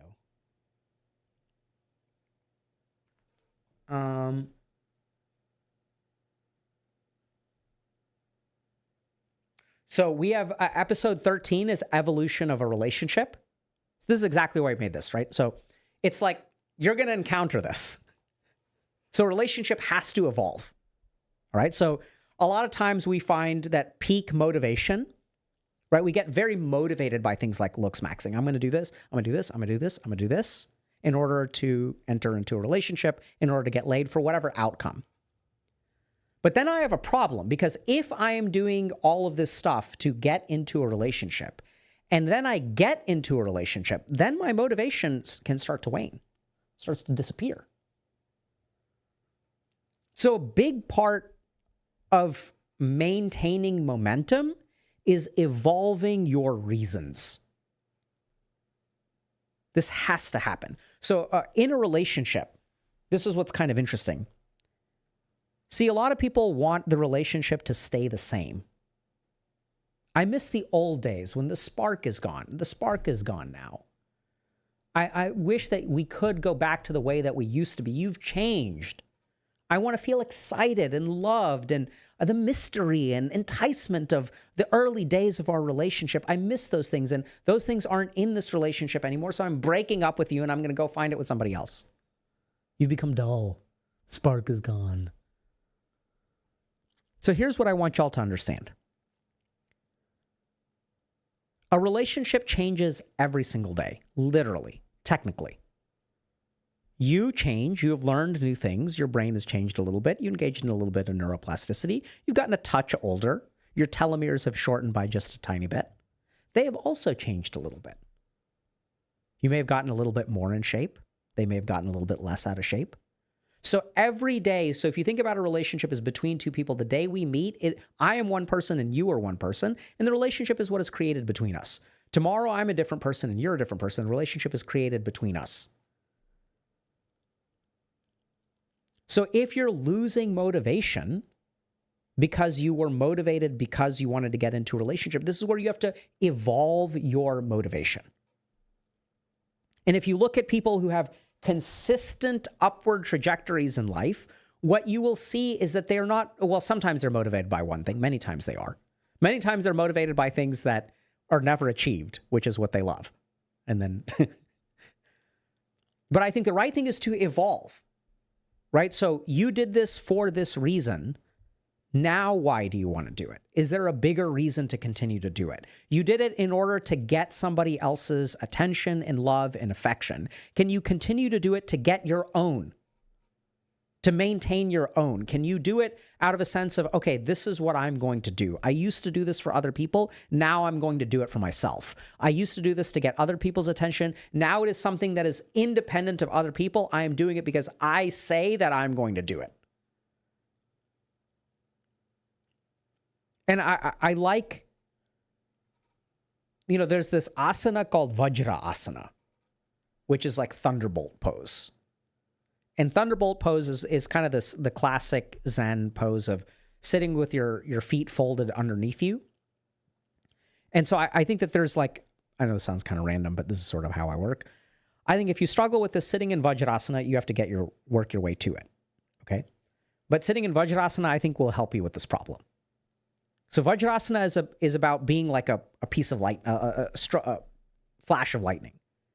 It's about being stable and secure and driven and focused and from point A to Z in a moment.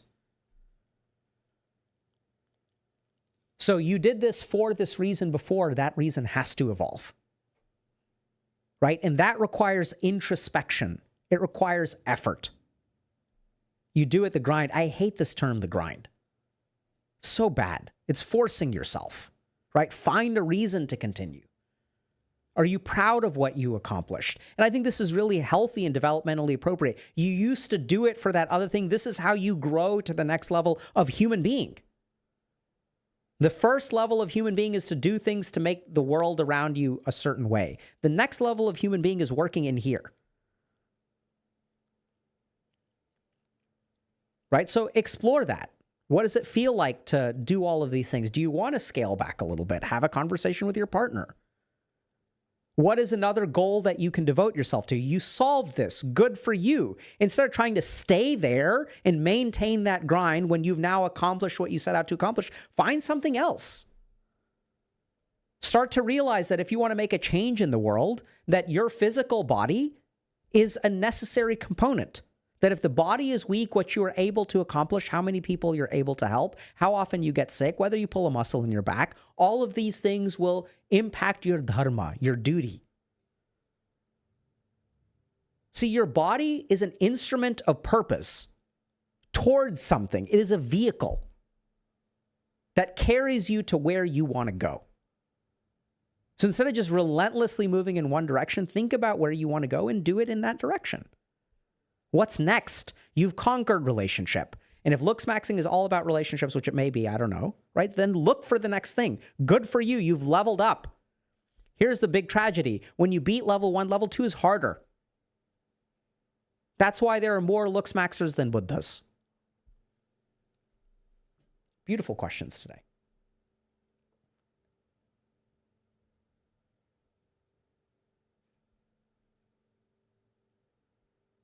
Can we talk about the cameras, lighting, and how perceiving people only through cameras affects dysmorphia? Absolutely.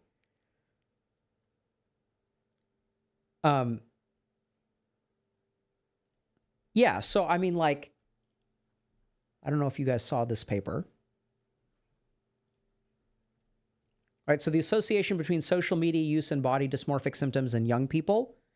Frequency of use of image-based but not text-based platforms was significantly and positively associated with body dysmorphic symptoms. Okay? So we have a pile of evidence, and I think things are getting worse because now what's starting to happen is these social media platforms are automatically, like if you take a picture, if you take a selfie, people are automatically filtering it, right? They apply a filter, they use AI enhancements without even your consent or knowledge. So someone told us that, yeah, like our TikToks look AI generated. And we're like, we didn't do that. I don't know if it was TikTok or what, but like someone is doing it for us. Like the platform is doing it automatically.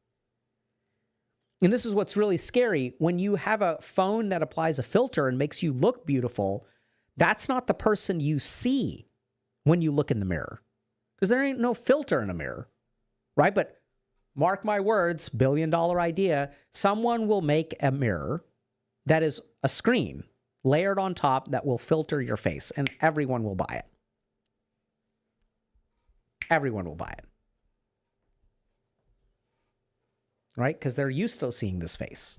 Moment you do that, amazing. So what we know is that, so I went to a spa in Germany with my kids. And there were a lot of like older German people there. And older German people are not really what we imagine when we think of as a Looksmaxxer. A lot of obesity, a lot of big people with, flabby bits. And it's not just Germans, Americans, we have y'all beat. Our obesity is even better than y'all's obesity. And the problem is we don't see normal people anymore. I want y'all to think about this. See, a human being used to interact with other human beings. We used to spend time with old people. They used to be so much closer. We used to do things like go to church and have Thanksgiving and stuff. And now we spend 6 hours a day on this, where we see pretty people with fancy cameras and nice backgrounds.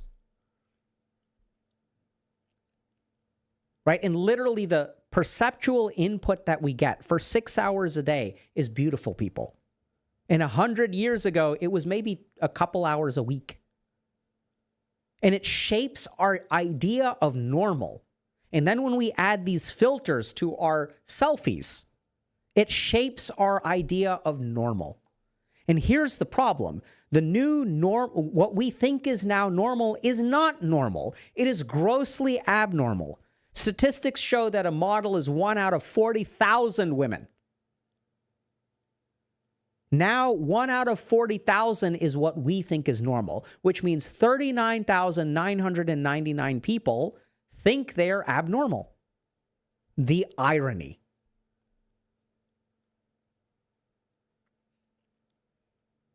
And so literally the more that we perceive beautiful people, right? This is what creates the sense of imposter syndrome. Like I remember I was an intern at Harvard and MGH, and I was in line with one of my co-interns who was going to be a cancer doctor. And we were just chatting. And he just started talking about cancer and internal medicine because he was like, I was like, holy, this guy is amazing. This guy is insane. I'm nowhere near him. Right? So my first few months at Harvard were rough, dude. And I talked to a friend of mine once when he started at Harvard Law School, and I was like, how is it? And he's like, it's terrible. I was like, why is it terrible? I thought you would have, isn't that what everybody wants to do, is go to Harvard Law School? And he's like, one of the most terrible things you can do on the planet is take a bunch of kids who used to be the smartest in the room and make them average overnight. It's really easy to feel like an idiot when you are surrounded by the most brilliant people on the planet. And here's the crazy thing about social media.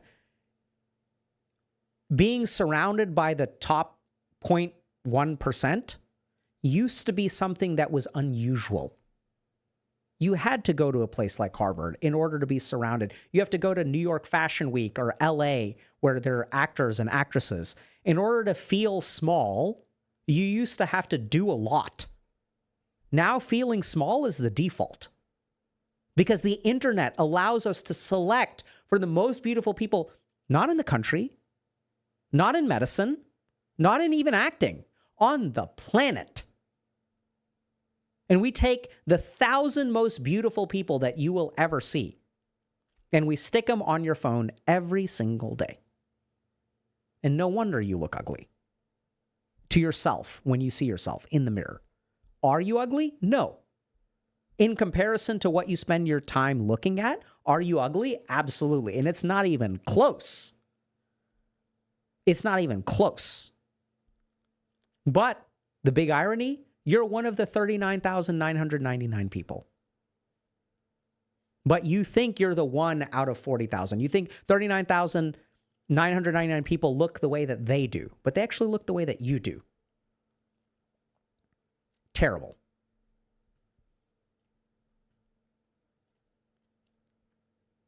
Looksmaxxing does objectively increase the chance of finding dates, so women are rewarding it. Okay, so, bro, first thing, where do we get the idea that Looksmaxxing is exclusively for men, right? So, an exclusive space for women to discuss objective beauty, a comprehensive guide to Looksmaxxing from someone who's gone through it, hair, skin, right? So it's not, women aren't rewarding it. So I think we live in a culture with online dating. And with online dating, it selects for certain things. It rewards certain things more than other things. Right? So a good example of this is height is not better when it comes to sports. Competitive advantage when you play basketball, arguably disadvantage if you're a wrestler. So the game that you play determines the value of height. We forget this very easily. Right? To be tall and fast and lanky, fantastic for basketball. Not so clear that 7'2" is the average height of a sumo wrestler. Right? And then if you look at how to be great at sumo, not so clear that you'd crush it at basketball. So when we play a game, where appearance is the way, when you are selecting out of 300 people based on appearance, looksmaxxing will help. Duh. Right? So it's not women rewarding it. It's like, when you are picking people based on appearance, are you going to pick the most attractive people? Right? So, and this is what's so, this is why I like this concept, right? Because people will demonize it. I mean, hopefully I didn't. Maybe I did. I'm talking about the pathological aspects. But I started this by saying, look, looksmaxxing is where self-help becomes self-harm. It's at the inflection point, right at the inflection point. And if you're on the healthy side of it, skincare, diet, routine, great. If you're talking about anabolic steroid use and things like that, the more extreme things, that's harmful. That's bad. We know that's bad. It may help you achieve a certain kind of body type, right? So there's a lot of steroid use in bodybuilding and other kinds of competitions and sports and stuff like that. So it's not that there aren't reasons why people do it, but we know it's bad, basically, because it causes cardiovascular problems, shrinks your testicles, like all kinds of stuff, right? Causes fertility issues, like that stuff is bad. Heart disease is bad. So there is absolutely value to it. But here's the really cool thing, and this is something we go through in the guide. Just because dating apps select more heavily based on appearance doesn't mean that people are looking for the most beautiful people. If you look at what leads to a successful relationship, why people end up getting married, why people stay together for 40 years, looks is not at the top of the list. It's not even in the top 5. Right? And this is what people like don't get, because we don't have, I don't know how to say this, but it's hard to demonstrate the value of empathy in a relationship with short form content. How do you show someone who is emotionally supportive in a short? There are lots of things that people will do, right? But some of that feels so manufactured. You know what I mean? Like, even the emotionally supportive content is manufactured. And sometimes emotionally supportive means telling your partner, hey, I just need some time to myself. And the most emotionally supportive thing that they can do is fucking disappear for 24 hours. Make you a plate of food, walk into your room, put down your favorite beverage, turn around and walk out the door. It's a kiss on your forehead before you go to sleep. It's scheduling a trip with your friends and you, and taking care of your cats or children when you're out of town. Right? There's a lot of stuff that's hard to show, which actually is important for relationships. And everyone has this distorted view based on some set of data. The whole point of the guide is like, we want to give you the full set of data. Social media will show you people getting hit on. It will not show you what 40 years of successful marriage looks like. Or sometimes it does. But it's harder to see. Right? So like, what is the actual data? What are people actually looking for? What do women actually want? What do men actually want? What do people actually want? What are the indicators? So security is a big one. Safety is a big one. Showing safety on social media is really hard to do. Feeling safe is very important. For the studies on female arousal show that feeling safe is at the top of the list, not the size of your dick. Right? Listen to women. They're so scared of men. Why? So like, best thing you can do is not be a predator. Now, how do you do that? If only there were something that you could watch that would have a lot of stuff about emotional safety and how to make someone feel safe. What is the science of feeling safe? How do we lower cortisol production? How do we help people deactivate their sympathetic nervous system? Interesting tidbit. Just share that. One of the key things for a most successful romantic date, 3 things. Number 3 on the list is it should be a break from the hodgepodge of your life. If you want to take someone out and have them have a fantastic date, it needs to be non-stressful. That's the number one thing. The rest of my life, I have to worry about bills. I have to worry about showing up on time. I'm dealing with this shit. I'm dealing with this shit. My friend is trauma dumping on me. My sister is like not, she's having a baby. And so no one has time to listen to my stuff.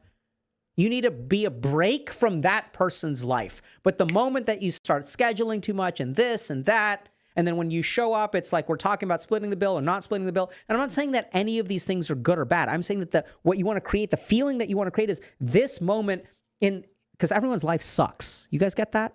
Not everybody, but most people's life is sucky. And if you want to go on a good date, the best thing that you can do is this person's life sucks for 80 hours a week. The 2 hours they're with you, they get to forget the rest of their life. Create that, and someone will be begging to go on a second date with you. And if you guys think about the dates that are magical, if you look at what we see in rom-coms, what we see in rom-coms is an escape from the regular drudgery of their life. I'm crashed on an island with somebody else. Oh my God. The rest of my life has disappeared and there's this person in this very special place and I'm with them and oh my God, it's so magical because it's a break from my life. Yeah, it's a break from my life too. And everybody else does this, but here in you with the special place, now the rules apply. And then what is the conflict? The conflict is we go back into the world. And then the rest of life shows up.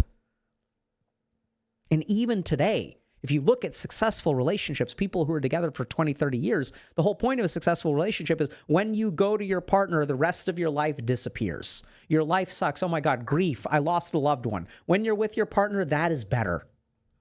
There's someone who adds to your life by removing you from your life. Create that kind of experience. Now, that's challenging because people need a schedule and what kind of food do you like and things like that, right? So that's where communication comes in. What's the right way to communicate? There isn't a right way to, there's a right way to communicate, but it's not saying a particular thing. It is understanding principles of communication and using the right principles. It's kind of like how do you win a fight in Street Fighter 6? It is about reading your opponent and adjusting your play style accordingly. That is the essence of communication, which is why a lot of people say this, don't say this, text, don't double text. None of that stuff works. You have to read your opponent. Is this someone who likes double texting? Do they see double texting as a sign of interest? Or do they see double texting as anxiety and controlling behavior? That depends on them. The right way to communicate is to read the other person. Great questions.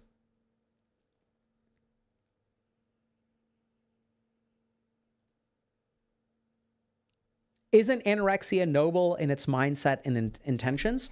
I think so. That's why it's so hard to treat, right? Because people who are anorexic don't see it as pathology. They see it as a good thing. This is why body dysmorphia is hard to treat. They don't see it as pathology. They see it as a good thing.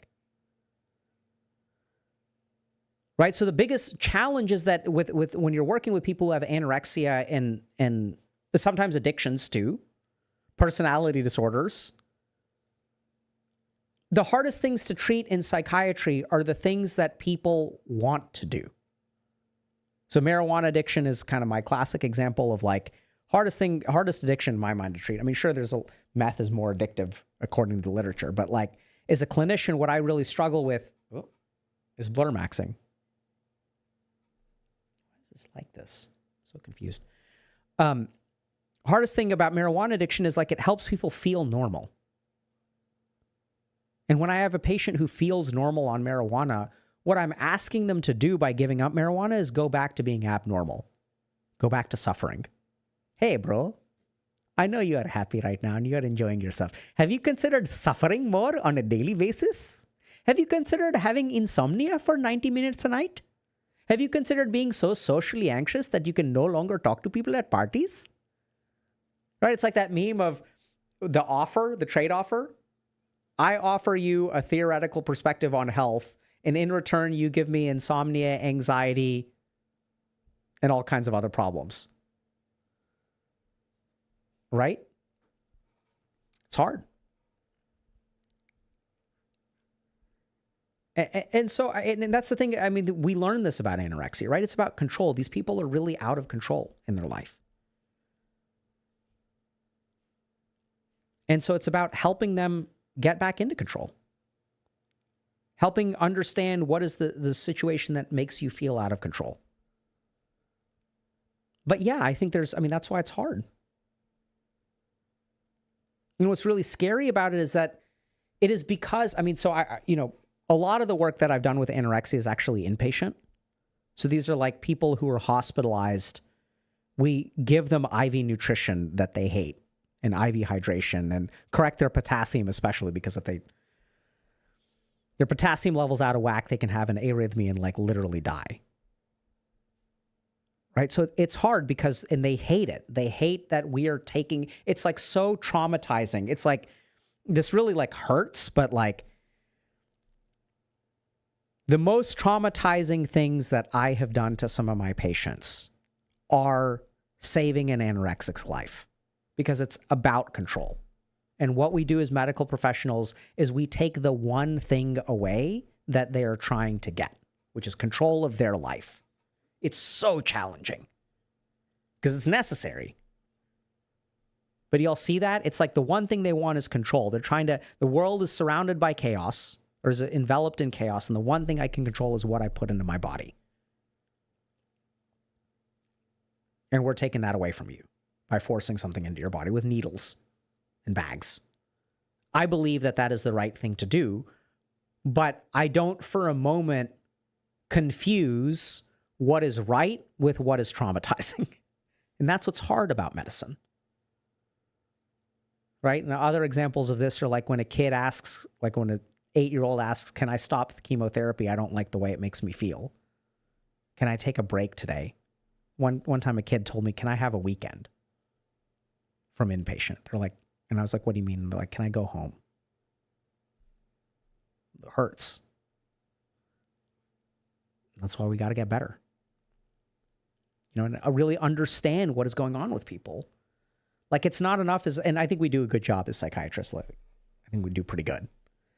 But, you know, it's like, it's not about treating you. It's about really understanding, like, where is this person coming from? And when it comes to Looksmaxxing, like, what we're trying to do is understand where they're coming from. Like, when I look at these people, it's easy to judge and say they're toxic and dangerous and stuff like that. And there's no doubt that there's some truth to that, right? So taking a hammer to your face or injecting steroids is not good for you.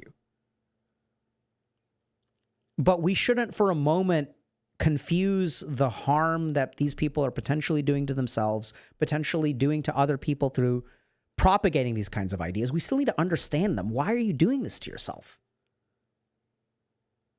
You're a kid who's 18 years old and you're injecting yourself, 16 years old and you're injecting yourself with steroids. Why? What are you looking for, man? What do you want? What's missing in your life? Who hurt you, bro? And we have to understand the psychology. And I don't think it's simple. I think it's actually quite unfair to say, oh yeah, all these people are mentally ill and they have body dysmorphia. Like that's arrogant, y'all. Very arrogant. And the more that I get into this stuff and I sort of realize like that's sort of what I'm doing, but like I'm trying to understand, right? I'm trying to understand the complexity of this thing. That the human being is complex. That there are all kinds of things going on with people. And why am I sharing this information? Because if you're someone who's struggling with this stuff, understand these things, right? Understand that what you should be doing, I mean, it's fine. You should optimize your appearance, first of all. That's great. Be sexy. Go for it. Sign, right?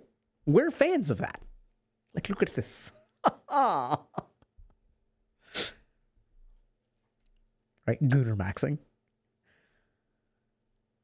But also, like, understand that if you're not careful, you're going to fall into a trap where if you become one of the most beautiful people on the planet, you can't afford not to be anymore.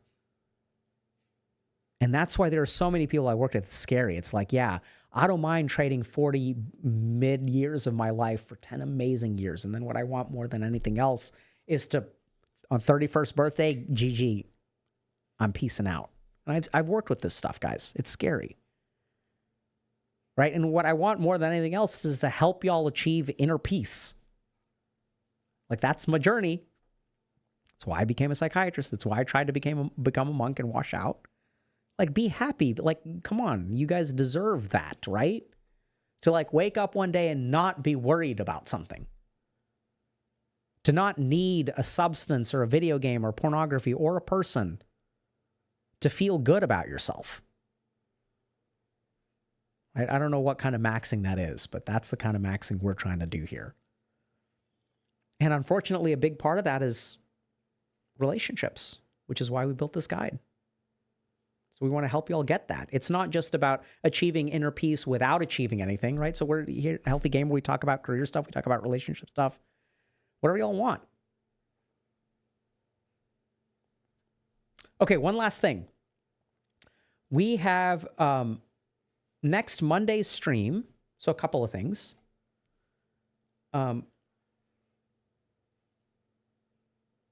On next Monday, we've got Dr. Rena Malik. So she's an awesome urologist, has an amazing YouTube channel, talks a lot about sexual health. She's going to be here. So we want to, if you guys have questions, we want to know what your questions are ahead of time. So let me post this. I think you guys can ask your questions right here.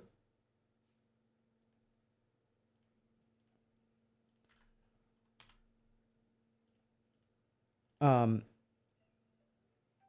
1 second. Oh, yeah. Oh, hey, are you, Ali Matu's in chat?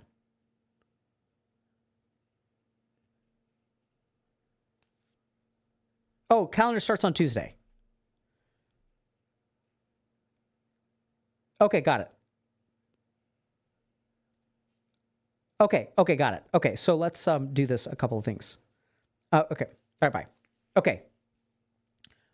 Yeah, so look, calendar starts on Tuesday. Okay, so Wednesday is Dr. Malik's stream. So you guys can post your questions. Huge shout out to Dr. Matu. We got to hang out a little bit at Creator Summit. If y'all don't know, Dr. Matu is an expert in anxiety, has an awesome YouTube channel himself, is also a good-looking guy, could absolutely step into Looksmaxxing and dumpster all of the competition. Great to see you, Ali. Ali, wonderful, yeah. And then, yeah, let's raid. Let me see, who do we want to raid, chat? And so we want to, who is a good person to raid on Twitch? And we can send a Happy Mental Health Awareness Month. Any suggestions, chat?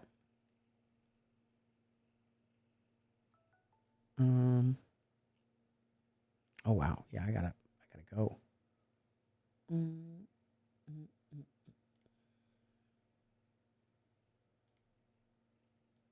Guys want to raid Asmongold? Northern Lion? Northern Lion's pretty good, right? Let's raid Northern Lion. Can you guys send a happy Mental Health Awareness Month? Search.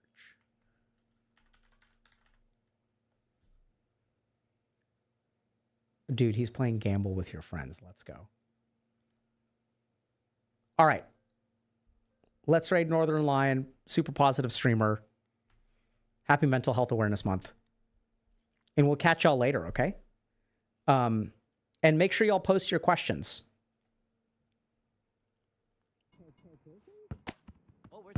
Let's go.